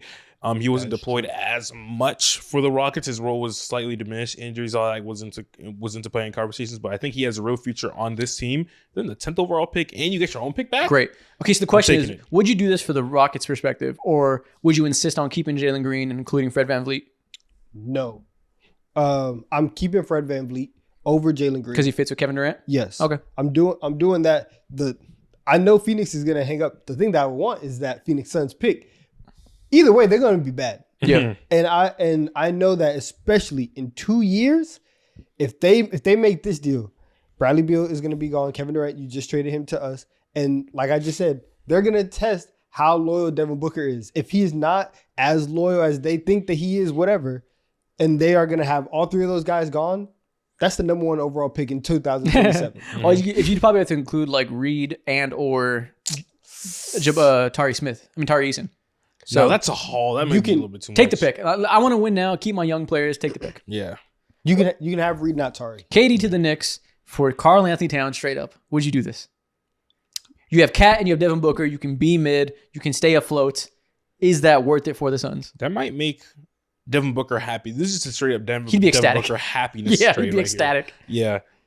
Devin Booker would be a team legend that stays forever, gets just enough talent to stay mid and have no expectations and be able to win games and chill and be a legend to the kids in Arizona. Great for Devin Booker. Terrible for the future of the Phoenix Suns. You know what? Let's do it. Let's run this. If I don't have to give a pick to get off of that Cat contract, and I know that in like 3 years, KD, whatever contract situation, it's going to be okay, right? Because he's going to be 40 years old, and the window's going to be closed by then, right? This is right now. I'm okay with this. If we can run the lineup. From the Knicks perspective, you're okay with this? For the Knicks, I would say yes. If you're the Suns, I would say no. I think you have to get picks back. I think Cat's too old, like too far into his NBA career, and also has proven that like he does have real deficiencies. So even if you're trying to make a playoff run, that's not necessarily going to work out. Okay. So I need a pick. This is a big no deal to me pretty easily, just from what my philosophy would be trying to rebuild the Suns. But I can guarantee you they'd consider this. I can guarantee this would be on their thought. Maybe they say no, but I bet this is worthy of consideration for the me. Suns. If I'm the Phoenix Suns, I'm not worried about like making deep playoff runs because you sold that ship a long time ago with how you dismantled this roster. It's all about, can you stay afloat with no picks? And I think Cat can easily do that. I'm not saying he can walk you into 50 wins or anything like that, but you'll be relevant for sure. I don't want to be that type of relevant personally, but I understand if they do. Yeah, and it's not 1-to-1, but essentially you would have traded mad role players and 4 first-round picks for Karl-Anthony Towns. Whatever it is, it's so Kevin close. Durant to Miami for Terry Rozier, Duncan Robinson, Nikola Jovic. I wrote Jokic back on it. Yeah. Nikola Jovic. The number 20 pick in this year's draft and a 2030 first-round pick. No. Nah. I'm good. I mean, Jovic is interesting. He's a somewhat promising young player that can be a role player for you. Not like a star student, but he can be a good player. Number 20 pick isn't nothing. 2030 first-round pick for Miami could be of value. I'm not doing that. I'm not doing that. If this gets outbid, surely. Yes. This is only if he demands to go to Miami Heat. I'm not trading away Kevin Durant for interesting. Yeah. I need something just a little bit more concrete than this. Yeah. I'm not doing Terry this. Rozier has serious gambling allegations to his name, bro. I forgot about He that. will be taken to like the court very soon. I forgot. Duncan Duncan still watching. Yeah, exactly. He's still literally on trial. Like he will be Fans are soon. watching. Bro, Feds are yes, still they're watching. putting up cases against him. They haven't even done a sweep yet. They're on the way. Let's get to Exactly. moving. The feds are on his case. Duncan Robinson, shout out to you in your podcasting career. Kevin It's not Durant. happening. Kevin Durant to Philly for the number 3 pick and Paul George. If I'm the Suns, please. Yeah. Please. I'm okay What? I'm okay with that. Like, You're taking on Paul George's contract, get number 3 pick. Yes, So keep in I'm- mind, I put this on here hypothetically. The Philadelphia 76ers would never do this. I think it'd be dumb as fuck for the Sixers. But would you do this from the Suns' perspective? Paul George's contract is horrible. So you're basically saying, I get Ace Bailey or I get VJ Edgecombe, wherever they prefer. I get a young block, but I also have one of the worst contracts in the league potentially. And no picks in the future, so you're kind of stuck with him and Devin Booker being mediocre. But you have one promising young player to your core, but no ability to build on that. that's what I need. That's, Okay. That's what I need right now. This team has no control over their picks for the rest of the decade. There's no way, unless you trade KD, Booker, Beal, that you're going to get anything back. This is the only time that you're probably going to be able to 100% get a pick in the top 3. Like, if you trade Devin Booker, yeah, you can get first-round picks. You don't know what those picks are going to be like 2-3 years from now. You have an opportunity to get somebody in the building. This year with this deal, I would do it if I'm the Suns. I don't know. No deal for everybody for me. Yeah, so I wouldn't pick number 3 in this draft specifically. I wouldn't say so because this draft is, to me, super top heavy at 1 and 2. If you had another guy in this, if this was another year's draft class where like, yo, you can stumble into like easily like several all-stars, then yes. But right now with this specific trade, with this specific draft class, I wouldn't do it. Yeah, I think there's a lot of guys that could be all-stars, but it's not like a good bet. I like the number 3 pick a lot for most teams. Yeah. Not for the Suns, where it's like, the only reason you do this is you think you can get one guy that changes your trajectory. Number 3 pickers are teams that have like a slew of guys, and you have a bet that could be an all-star, but he's another one of the guys. If this is like your only young core member, that's a tough Yeah. pill to swallow when it's like VJ Edgecombe or Ace Bailey is like the only 2 main, or Trey Johnson, I guess. Obviously, KD's getting traded and you would like to have some other stuff, but your young core is basically going to be non-existent for the rest of the decade. This doesn't help enough for me to deal with Paul George's contract. All the other first-round picks, especially the ones that you're getting this year, it's going to be like, Yeah. Late lottery, outside of it. I'd rather get that. KD to the Clippers for Norm Powell, Bogdan, Derek Jones, the number 30 pick, and a 2030 first-round pick. So a lot of role players that can keep you solid, and then one bad first-round pick and one that might be really valuable in the future. If I'm the Suns, I'm taking this.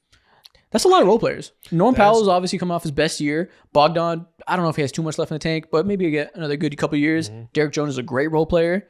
Number 30 pick in this draft. Number 30 pick could be anything. Could be another role player. I mean, you get Could like be a bust. Yeah.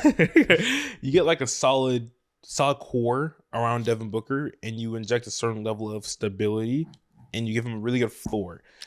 I would consider this. If I'm doing this, I'm trying to find a way to reroute number 30 with Beal's contract to get some more good players and hoping I can just have a bunch of good players and Devin Booker and just like figure out a unconventional way to make it work. But if I don't have that lined up, maybe no deal. Yeah. That's the wrench that it just throws everything off. Yeah. It's like, what is Bradley Beal still doing here, man? It's You're tough. just trying to be stable at this point. He is. Mm. He is. And he's just holding you captive, man. Yeah. Okay, next up. Kevin Durant to Memphis for Desmond Bane, Brandon Clark, and 2 first-round picks. Would you do this for the Phoenix Suns? Bane and Booker. You could do much worse. Brandon Clark is a good player. 2 first-round picks, I would do this. Coming off of Injured a lot. Yeah. Injured a lot. Major injuries a lot. So he just gonna be their vet presence. So I'm really looking at this like Desmond Bane, and honestly, it can't be worse than what they've been running with Nurkic at the center. Yeah. Or I'll do it. we got a deal? I think I would do it. I think I would do it. I think Bane and 2 first-round picks is good. Yeah, because Bane he's not an all-star, obviously, but he's around. He's an elite level starter. He's an elite starter, and those 2 first-round picks could be packaged easily into another Bane level player potentially, or just even depth. So I like it. Okay. And that's the last one. Where do you guys want to see him go? What's the final prediction, I should say? Not where do you want to see him. Where do you think he'll be in 2 weeks from now? That's two tough. 2 weeks from now, I do think Well, If OKC loses, they taking Kevin Durant. They sweeping everybody else. I'm going Houston. Houston, okay. It really does feel like it's down to one of these Texas teams, doesn't it? Yeah. I want to see him in Minnesota for sure. That would be a movie. Yeah. That would be sick. Yeah, I think I'll go Houston. I will say if they trade Rudy Gobert and have a backline defense of That's dumb for Minnesota. yeah, They like need Rudy Gobert. Rudy yeah. Gobert, because unless they have an imminent replacement in a 3-team deal and they get a Goga or something that's like baseline decent, Yeah. their defense is gonna be in a rough spot. Yeah.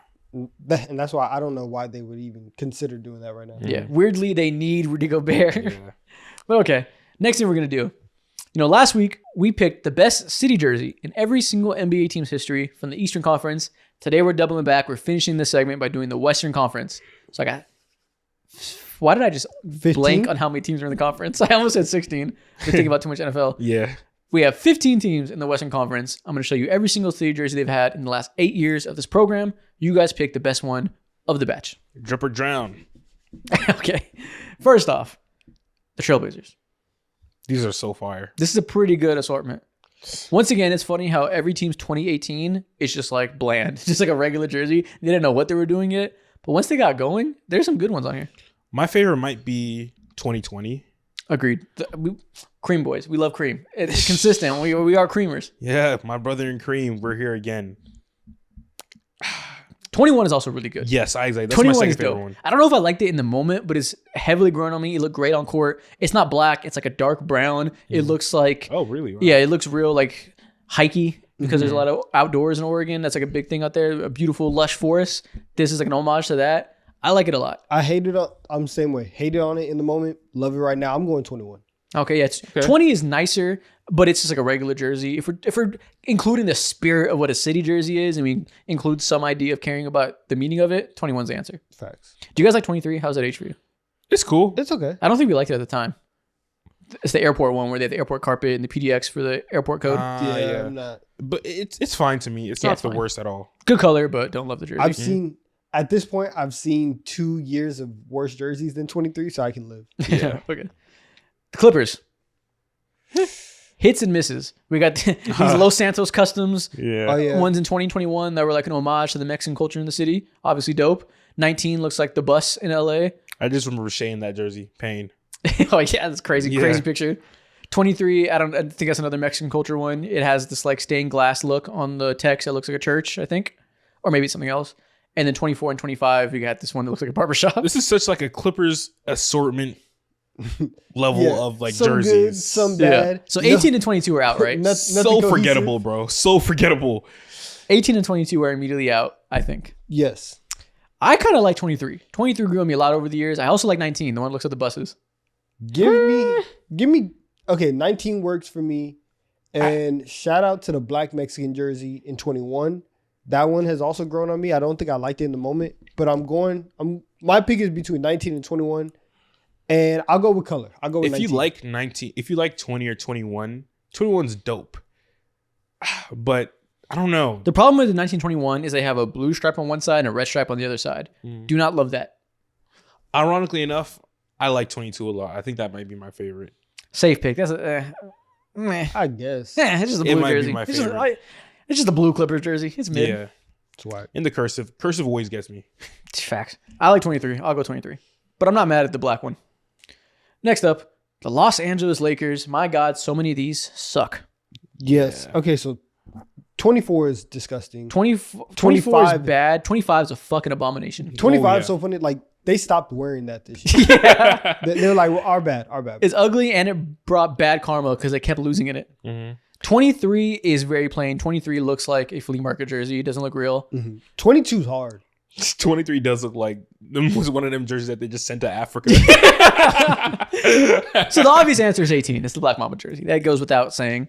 Second place, I kind of like the 2021s, ones dedicated to Shaq. I knew you'd like those. Yeah, 18's a hitter for me. 21's a hitter, and 21's amazing too. 21's amazing. It's fire. Yeah.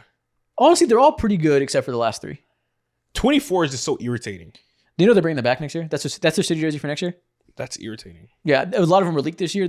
All of next year, they're bringing back ones or doing slight renditions of ones they've already brought before. But the whole theme for the year is bringing stuff back. They're doing that exact jersey. Bullshit. You know why? Because LeBron loves black jerseys, famously. And that's the black one he's had. I love that. What's his problem, man? It's fire. 24 is the best. 18 is clearly the best. Next one. The Dallas Mavericks. 20. Highs Burn and it. lows. Yeah. Highs Burn and 20. lows. Burn 21. 20, Splatoon. Burn 19. 21 looks like a Lord of the Burn Rings jersey. 18. 23 to me is by far the best one here. Or 25. Yeah, 21. Well, 23, 24, 25 is where they started to Yeah. settle in on. They locked in a little bit. Exactly. But 20, man, you want Subway Surfers too much, Bro, man. 20, honestly, 18 through 22 are garbage. That is one of the worst 5-year runs in city jersey history. Thank God they figured it out in 23. I'm going 23 as the best one. Me too. That one's beautiful. I love that jersey. I can't hate. That's when Can't Kyrie hate. first got there too. Yeah. Beautiful. Look at Kyrie reviving the franchise. But I will say 25 is a close second. 25 is beautiful on court. With the white and silver, I love it. Yeah, I like 25 too. The fans love 24. I don't love it. It's fine. But you know why they love it, because you made the finals run in it. and you made Luka look skinny wearing black, so like he has some aura. Makes sense. Yeah, like he had aura in that jersey for sure. Next up, Memphis Grizzlies. They did not have one in 2020, which is weird. Wow. I didn't realize that. Crazy. Wow. I think 25 is my favorite. Personally. Yeah, this is no question to me. Yeah, it's a big gap too. Though Like, I don't know. 21 is dope as fuck. 21's cool. 21 is dope. 23 is gap for very me. good for me. 23 is good. 22 is good too. They've been cooking. But 22 is like a regular alternate jersey. Yeah. 25 is the answer. 25 is beautiful. Like that red. And I think that's a throwback, so it's a little bit cheating, but it's beautiful. Yeah. I remember when 24 came out, we were all confused. I think they were like paying. We read a comment and said they were paying homage to some like. To some pyramid. No, we Hieroglyph. made that up, and people thought it was real. So we were like, "It looks like Egypt. What the hell?" Really? And people were like, Memphis is a city in Egypt. That's not what it's paying homage to. We made that up, and everybody was like matter of facting us. That's obviously not Something Egyptian. You said that, and I've been running with it. Yeah. So for the last like 3 years, I was like, oh yeah, Memphis and like pyramids is like I completely made connected. that up. Like, I will say though, like Memphis does for whatever reason, they have a pyramid branded the Bass Pro Shop there. Yeah, for because whatever reason. Memphis was a city in Egypt, or it still is. I think my geography sucks, but it is named after a city in Egypt, so Yeah. that is why they do pyramids. That was like part of why I thought that. But I'm pretty sure 24 is not supposed to be hieroglyphs. That was a complete joke. Let's just take it and run with it, bro. But yeah, 25 is a clear answer. It's I agree. gorgeous. yeah, you got it. Denver Nuggets. So it's not the 5280 ones. Those ones need to be burned alive. Absolutely. It is 22 is also 18 burned. 18 is horrible. 18 is burned. The run that they had from 19 to 21, very interesting. But Honestly, 19 through 23 are all good. listen, 22 gets me. Dude, 23 I gets moved. me. I 23, moved. the red collar, it looks so good on court. They won the championship in that jersey, actually. Yeah, 23 is the best. All for the me. pictures of Jokic holding the finals MVP are in that jersey, so it has immediate aura. No. Him holding his kid in the Finals MVP. Yeah. Aura, complete aura, and it's in that jersey. I'm going 22.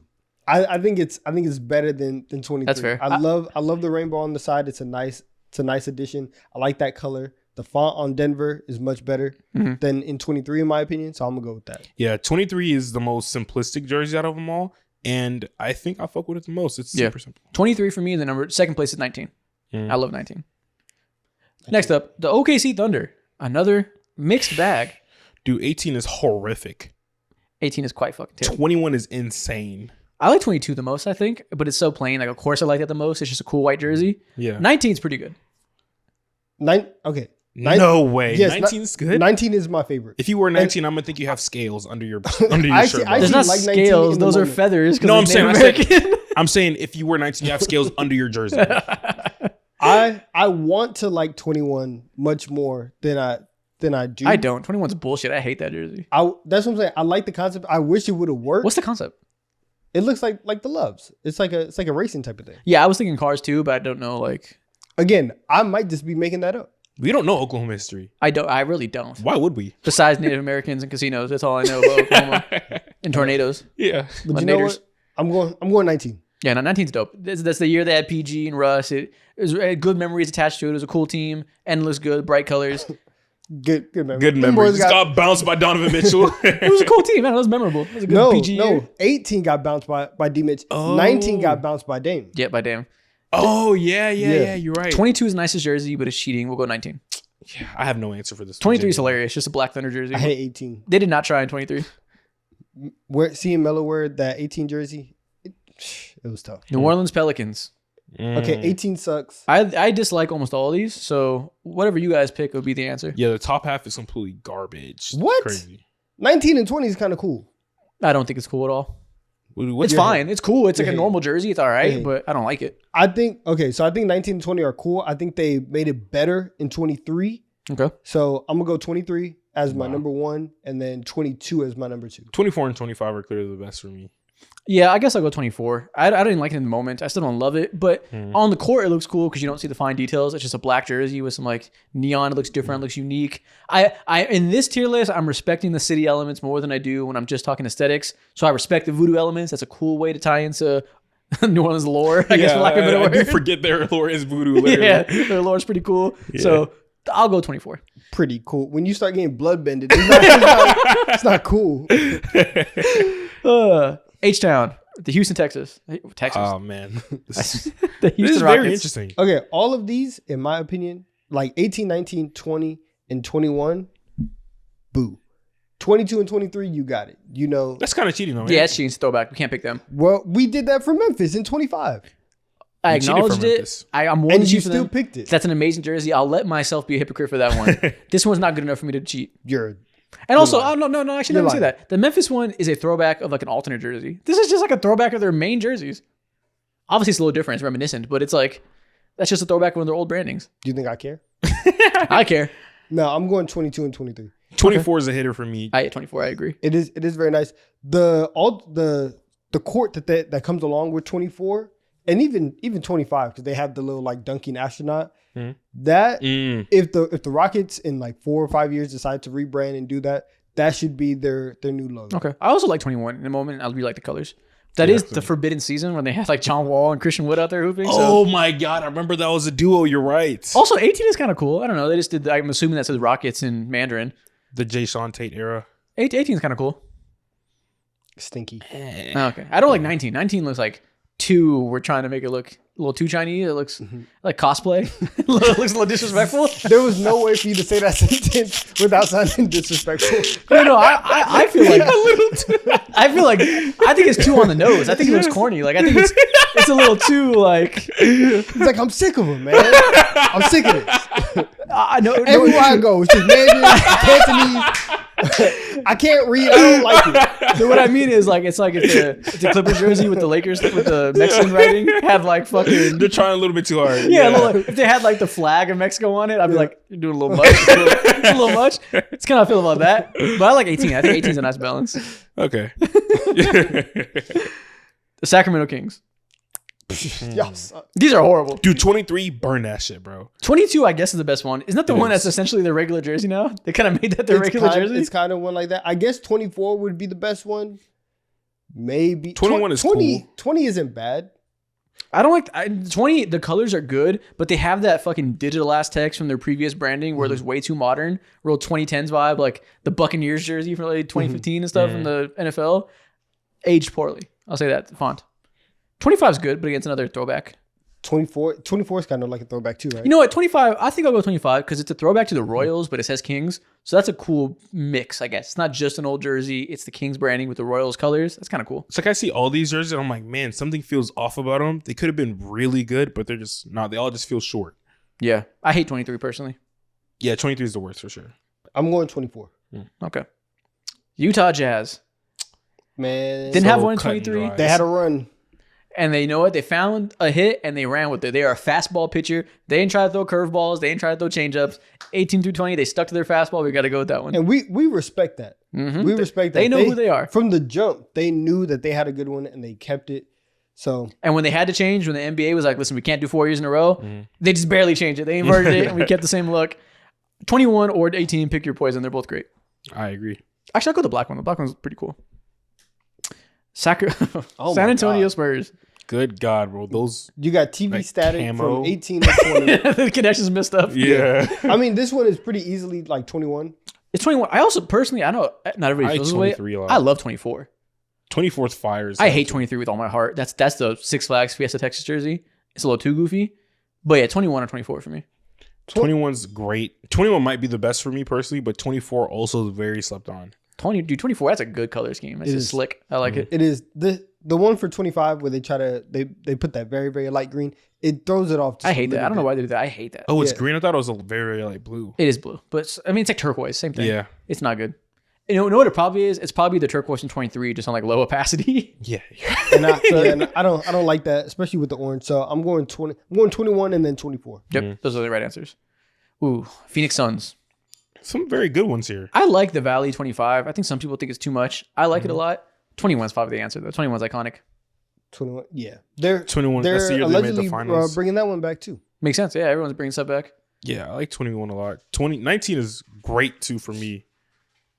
18 is ass. 19. 19 is great to you? Yeah, 19 is great. Super solid. It's like not they didn't do too much. Obviously, I like purple. I'm a purple guy here.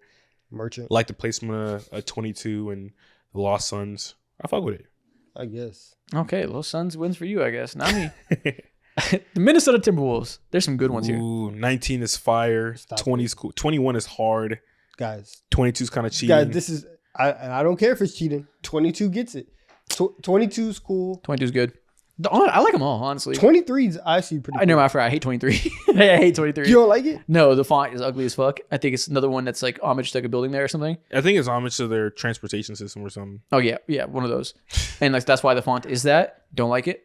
I understand it. Don't like it. 24 is really good. Minnesota is a lot of text. It's a lot of letters. Yeah. If it said Wolves, 23 would be amazing.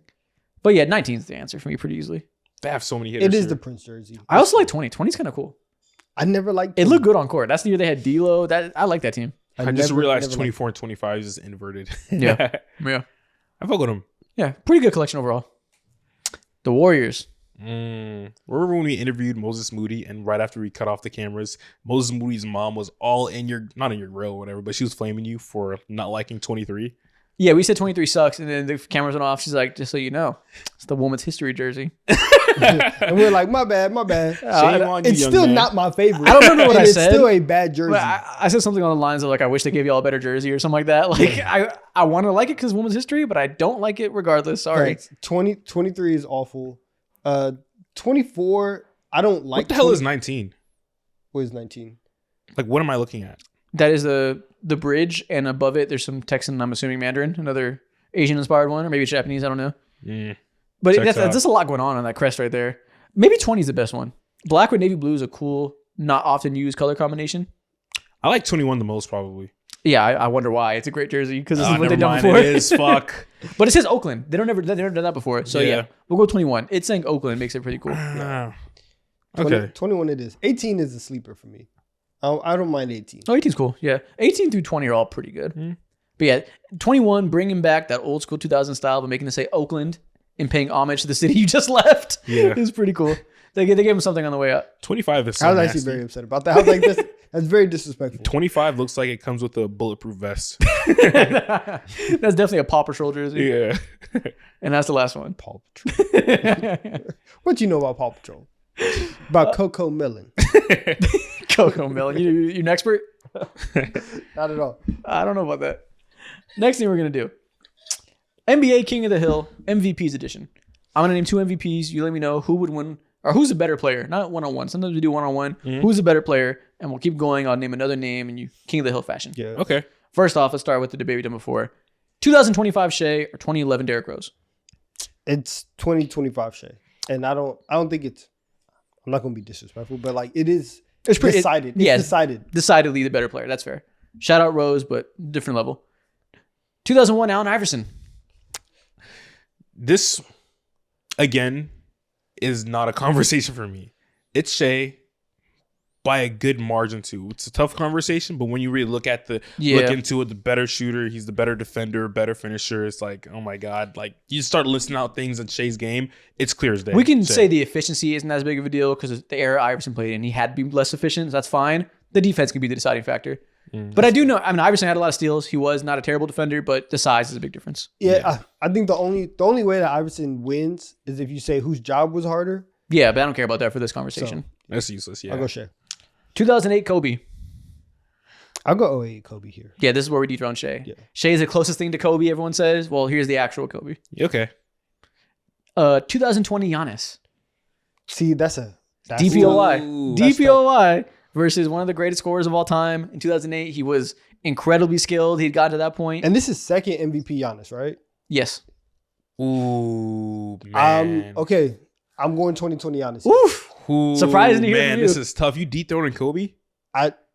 Listen, I don't know. That's a tough one. That DPOY moves me too, man.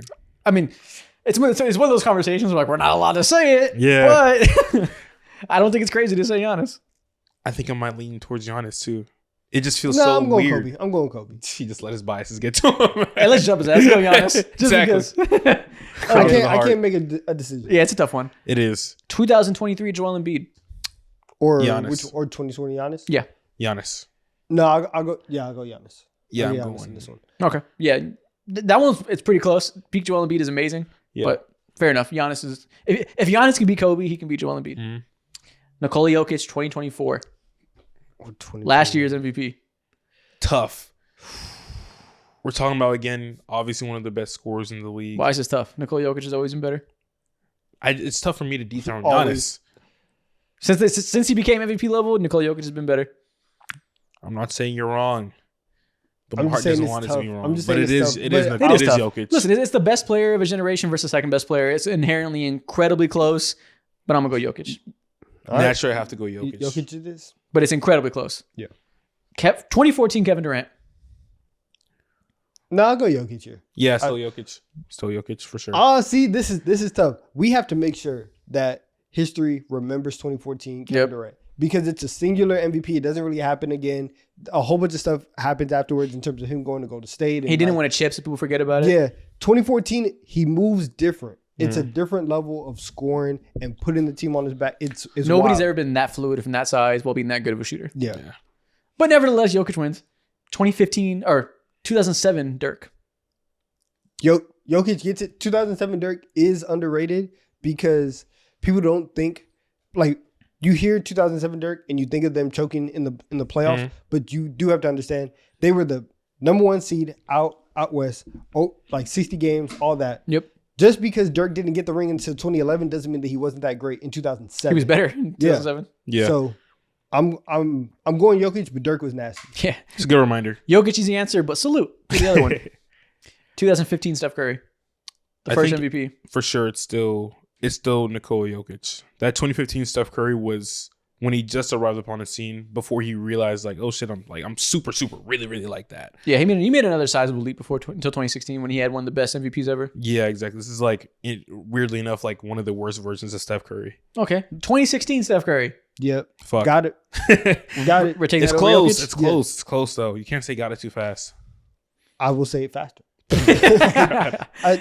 2016 Steph Curry is on the like top 3 list of best MVP seasons of all time. And with that being said, Jokic, you lose at the last second. Steph Curry is king of the hill. Damn. Okay. As I'm it should outvoted. be. As it should be. Okay. Who is the most clutch player in the NBA at every position? Point guard through center. Who is the most clutch player in the league? Point guard. If anyone says anything up here, crayon to the heart, no question.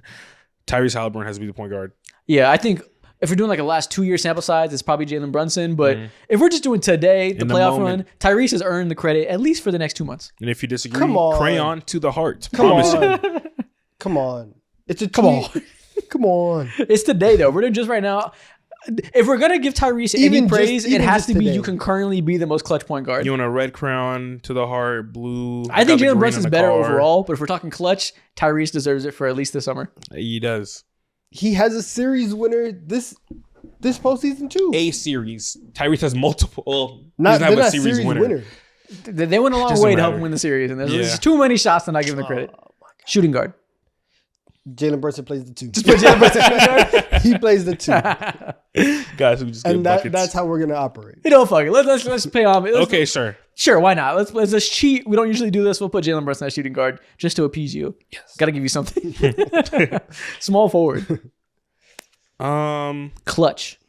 Clutch small forward. Specific. So it's not best. Clutch is an interesting combo Clutch small because forward, just the best small forwards are old as fuck. Kawhi's hardly ever available at his peak. Yeah, PG's not. Tatum's amazing. I don't know if clutch is necessarily the word. And Tatum's in that weird role where it's like 3-4 also. Oh yeah. He's probably a power forward, really.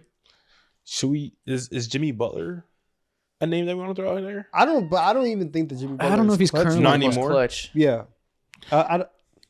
It's not like that. I guess we still go Kevin Durant. Even though he plays power forward, really, we can put him at small forward.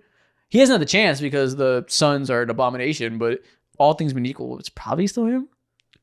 I guess. Or should we just go Jason Tatum? Put the best guy there. He's had plenty of big moments, came up big in plenty of big games. Sure. Even though we've seen a lot of poor shooting performances in big series, he does all the other stuff and plays well in the biggest moments. Good defense in the clutch. Jason Tatum. He'd be Sure. rebounding like crazy in the fourth quarter. His fourth quarter rebounds are amazing. His box outs. Oh my. Stupendous. All NBA box outs. We'll put Jason Tatum. This as small feels like a forward. charity small forward, but we'll give it to him. Yeah, it is. But but OG Anunoby, he defends really well in the fourth quarter. Never mind. It's Tatum. Jay McDaniels has some big games. Tatum. It's just a watered down position at the moment. Power forward. If we're just going off of playoffs, Aaron Gordon had himself a run. He did. He had himself. Aaron Gordon had multiple game winners, right? He was making clutch buckets. If we're gonna give Tyrese the point guard off of saying concurrently right now, Aaron Gordon, he gets my but vote. it's not the same. gets my Tyrese is an overwhelming force, having 4 crazy comebacks, so he gets up for that. Aaron Gordon wasn't that clutch. Should be honest, right? Giannis is the best player, but he He had hasn't 2 been in the game playoffs for a winners. while. Who? Aaron Gordon. Oh, Aaron Gordon did. You're You right. obviously don't know. We're not going to discuss this any further. Come on now. So obviously Giannis is the best power forward. He hasn't been in the playoffs in a We're while. going sample size. Stop. I didn't know. I just let me know what we're doing. So is it Giannis, even though he hasn't necessarily had a clutch moment in the playoffs in quite a while? But he is still the best player by quite a wide when was the margin. last time was his clutch moment? 2021. He won the 4 finals. years? Mother. And I couldn't get Jalen Brunson. We had to break the rules. Yeah. We're going 4 years? Oh, you want to put Kevin Durant? Kevin Durant hasn't been there in a while. Damn. I kind of want to show love to Aaron Gordon, man. So who are we going to go in this moment? I J can't Dub, Jalen Williams, God, no. Pascal Siakam. Oh, my God. I guess you might have to give it to Giannis. Yeah, I mean, I guess if you give people benefit of the doubt for team construction, the issues they weren't. If you're rebuilding a team right now and you talk about power forwards, you want with the game on the line, we're probably going to pick Giannis. 4 years. It's been a presidential term since we got a game winner from Giannis in the playoffs. I mean, you want to go Aaron Gordon? That's really what the hell you want to That's do? not. Listen, he's proven more this season. Oh, you want to go LeBron James at power forward? You know what? Let's do it. Is he more clutch? We can go, Bron. I, If we want to get an all-star, we can put LeBron in there. why, though? I mean, he's brought I mean, again, this is by y'all standard. You know who I want to pick. Aaron Gordon. Let the Aaron It's Gordon Giannis, shit bro. go. Yeah, it's Giannis. We're going Aaron Gordon at the 4. And then center, obviously, Nikola Jokic. Anthony Davis. Didn't even play in the playoffs. Yeah, best player in the world, Nikola Jokic. Don't even got to say any more words. Obviously, he's the best late game performer in the NBA. AD had to throw the game for conspiracy purposes. For the greater picture. After Kyrie Irving faked an ACL tear. Yeah. Okay, next thing It's we're gonna a do. very fluid conspiracy. Yeah, listen. You gotta suspend disbelief a little bit. Next thing we're gonna do. I'm gonna name an NBA player. We're gonna pick their all-time starting five of teammates. So don't count them, just the players they played with, who's in their starting five. Okay, let's do it. Let's start off with an interesting one. Joel Embiid. Okay. All right, so Best center he's ever played with is probably Andre Drummond. We'll put him at center. Hey, it's not Al Horford?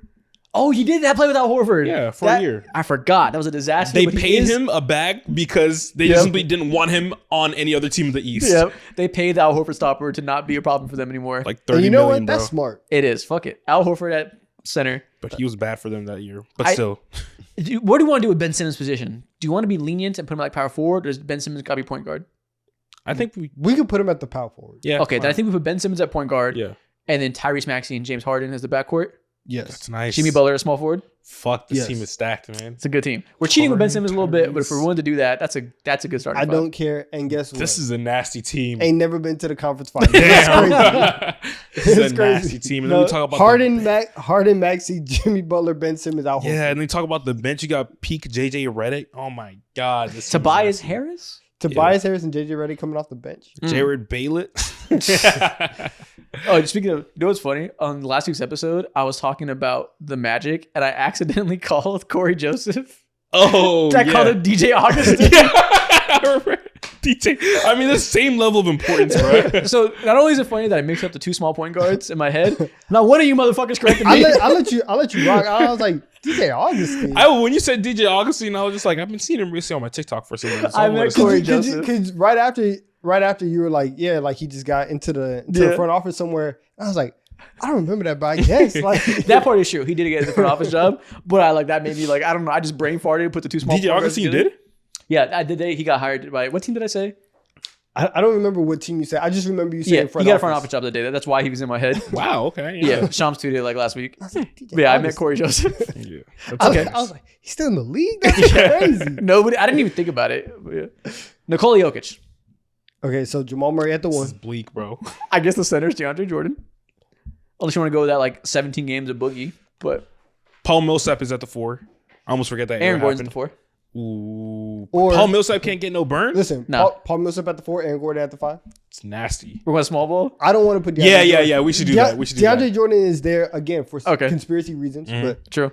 Okay, so we'll put Aaron Gordon at the 4, Paul Millsap at the 5, Michael Porter Jr. at the 3, yep. KCP at the 2. Wait, what about Prime Will Barton? What happened to him? Shout out Will Barton. 6 man. Bucket getter. It's hilarious how unimpressive this is compared to Joel Embiid's team. Yeah. Do you guys remember when the KCP for Will Barton trade went down, and everyone was like, "How dare you trade Will Barton? Yeah. Like, what are you doing?" He was a legend for sure. He's put in the work for the organization. Will the fans thrill? loved him, bro. LeBron James. Oh man, this is so stacked. Obviously one of the most popular talked about.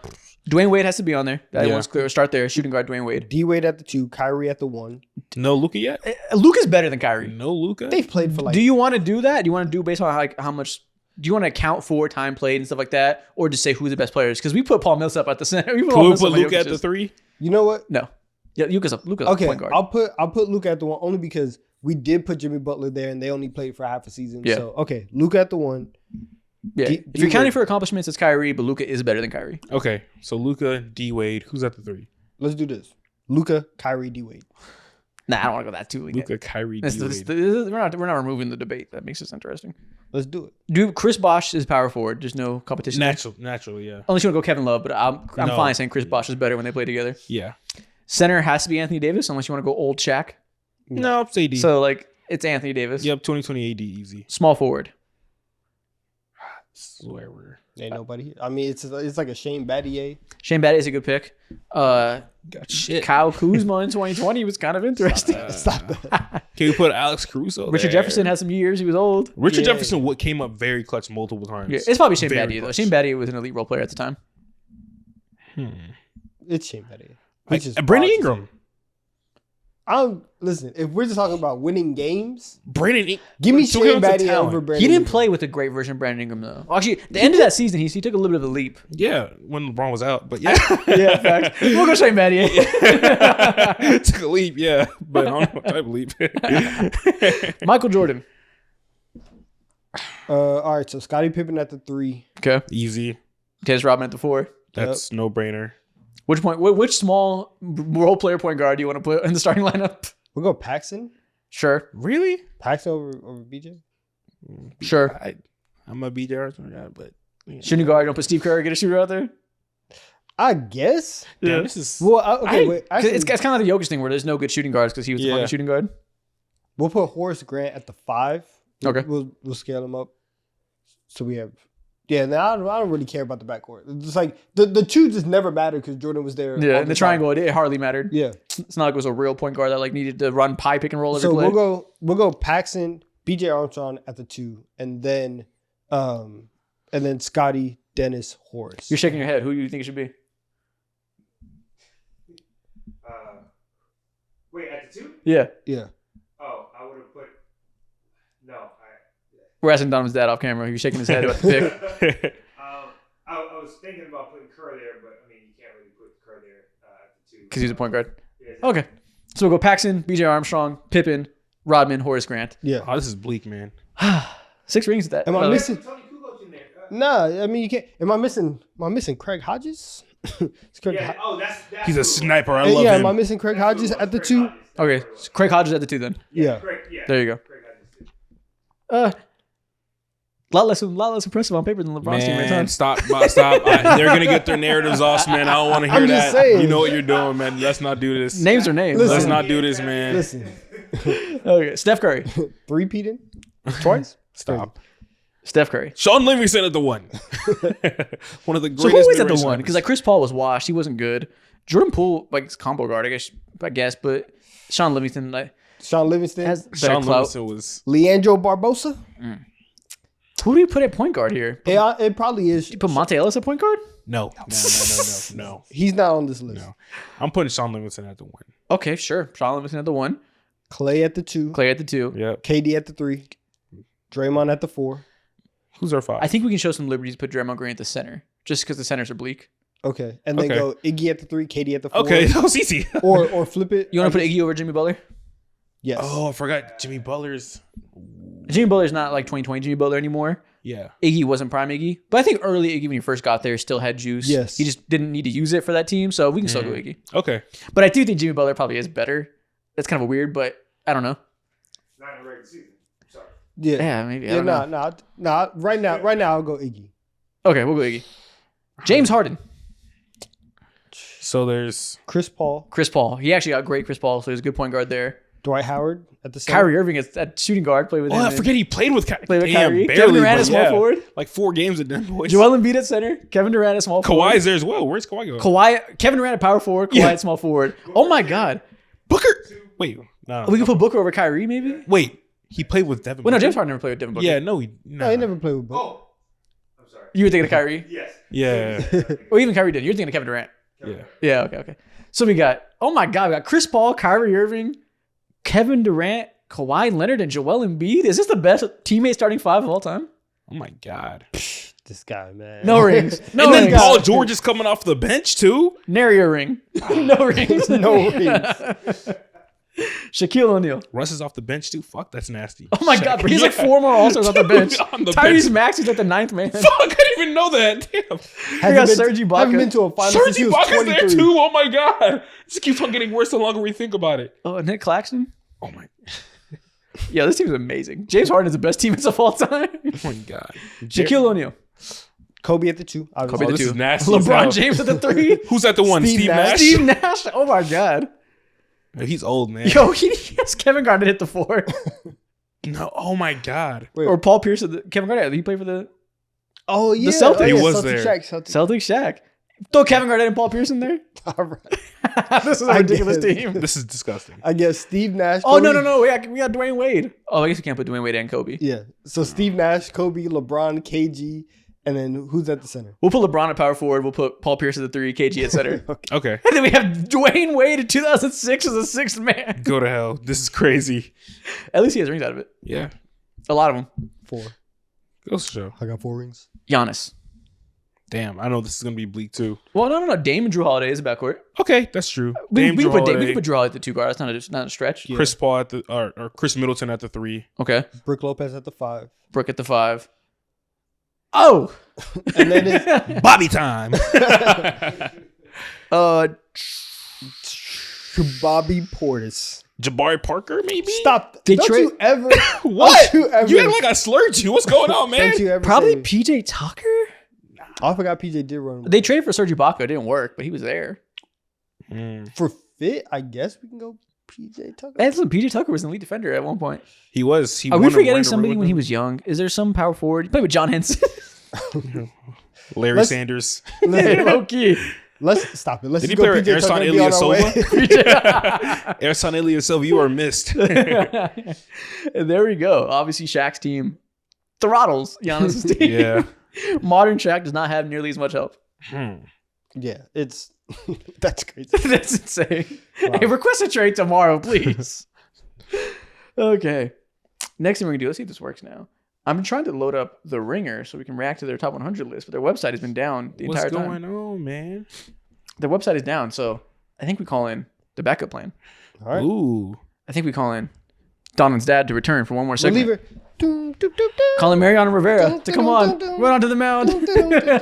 We're going to do interesting segment with you. We didn't tell you what this was going to be until you got up here. It's a mystery to you. All right. We're going to name an NBA player. You let us know whether or not you would let them date your daughter.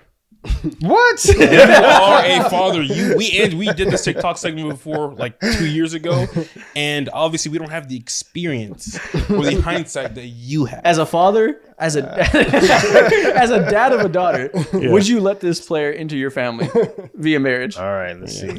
Exactly. So think about whatever values you have and the people you want a part of your barbecues. Are they allowed? Think about the future, man. Well, what is the first name? Oh man. Okay. So the first name, Michael Jordan. No. That's your goat. What you mean no? He's not a good person. I love Mike. No. You He don't said want he your can play basketball. Yeah, he can play basketball. That's it. He can't eat Nah. my barbecue chips. you don't want your daughter to be with a winner? No, not him. he did why needed dirty, but you know. So no. I guess so too. He also don't know how to keep his hands to himself. Exactly. Yeah. He yeah. punches teammates. That's Yeah, right. that is true. Yeah, that's true. You said that like domestic violence. There's a violent nature in the air. Just like That was not in the last days. All right. LeBron James. Family man. Exactly. Put on for Allegedly. his community. All right, fine. Yeah. She is fine. He's all right. You know what I'm saying? It's so funny. He's been loud the whole time. Dead serious right now. I see this is a serious He lost conversation. his joy. Yeah. He thought he was going to yell about 90s players. He's like, fuck. He's all right guy. He's all right dude, I guess. Yeah. Okay. Draymond Green. No. He too wild. He too wild. He too wild. You don't Loose know. cannon. You don't know what you're gonna get. Yeah, loose cannon. Definitely. Loose cannon. Definitely. I mean, Listen, if Draymond acts like that over Steph, could you imagine how he acts about his wife? Like, he will protect her no matter what. He's loyal. Exactly. But you can't. He has these high highs and low low. No. I bet he's loyal. yeah. LaMelo Ball. Heck no. Good. No, man. No. He's No big no ballers way. in the No Scoop way. family. No. No big ballers in the Scoop family. I wouldn't let LaMelo Ball date his daughter. Keep him away from everybody I know. No. That's the definition of a wild boy. Man, you would want him as a brother-in-law, Donovan. I think you and him would, create some cool And he stuff jumps together. too high when he gets scared too. I see those. I'm like, no, calm down. No. Did you say he jumps too high when he gets scared? Yeah. All right. His shrieks are too high pitched. No, I can't have that. No. That's not a leader of men. Carl Anthony Towns. No. Fine young man. What do you mean? Stop that. 7 Stop that. foot, Stop good that. genetics, Stop can that. shoot. You wouldn't want him as a stepbrother? Stop that. No. Stepbrother. Brother-in-law? You know what you're doing. Yeah, nah. Listen, don't make me talk about Cat. Nah. Stop. All right, next name. James Harden knows how to operate. He knows the business. They know him Yeah. No. James at is- Magic City. He's a mover. Yeah, I know. Honest, to have your jersey retired at the establishment is ridiculous. You know that's not true, No. right? Well, anybody. I'm going with any piece of information. You know, Why is he leading in? because he's trying to play me like this, and both of y'all stay trying to play me like this. If I say something that's just trying to be funny, right? Then it's just jokes. And I was like, you know that's not actually true. It's like the thing with Trump where he's like, oh, I don't have DNA, I got USA. Everybody know it's fake, but I say it to trying to be funny. Y'all trying to play me. Nah. Y'all trying to play me. Well, anybody that dates Kardashian is already questionable. So I mean, no. I did not expect that reaction. Y'all be trying to play me time after time. Nah, man. Nah. Steph Curry. Yeah, I like Wardell. He's good. He's a good guy. I like him. What makes him approvable for your daughter? I mean, he's a girl dad anyway. You know what I'm saying? And I like the way he hangs out with his wife. So All right. he does good stuff. I like him. He's a good guy. He's a good, clean, wholesome. All right. What about Shai Gilgeous-Alexander? He's mature. Yeah, I'm cool. I'm cool with Shai.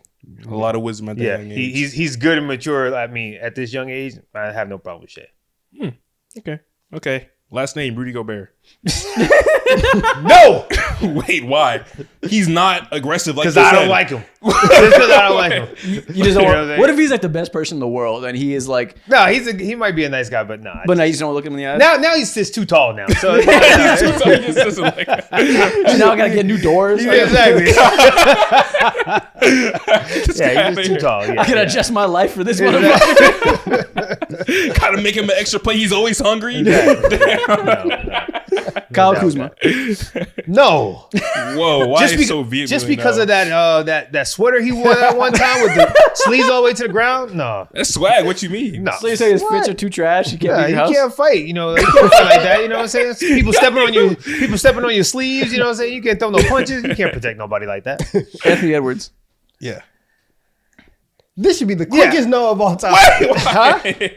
Why? It should be the quickest no. I don't know. I actually don't know about Anthony Maybe Edwards. that's kind of good that Yeah. you don't. I'll teach you off camera. Oh, really? Okay. I'll tell you a thing or two about All Anthony right. Well, Edwards. then, Just know the answer is no. okay. Decidedly. Okay. Kevin Durant. All he cares about is basketball. He's wholesome. He's not wholesome. No, I've seen him on a couple. I've seen him a couple ones where he was talking to somebody. He was like, "Don't you even compare yourself to me getting girls or something like that." I can't remember which one it was, but yeah. Well, he might be an asshole, but listen, Yeah, that that's man. I feel like he has no vices besides basketball. Yeah. Well, I mean, maybe Kevin, because I mean, he treats his mom good, so he might still be a good guy. He's But it almost.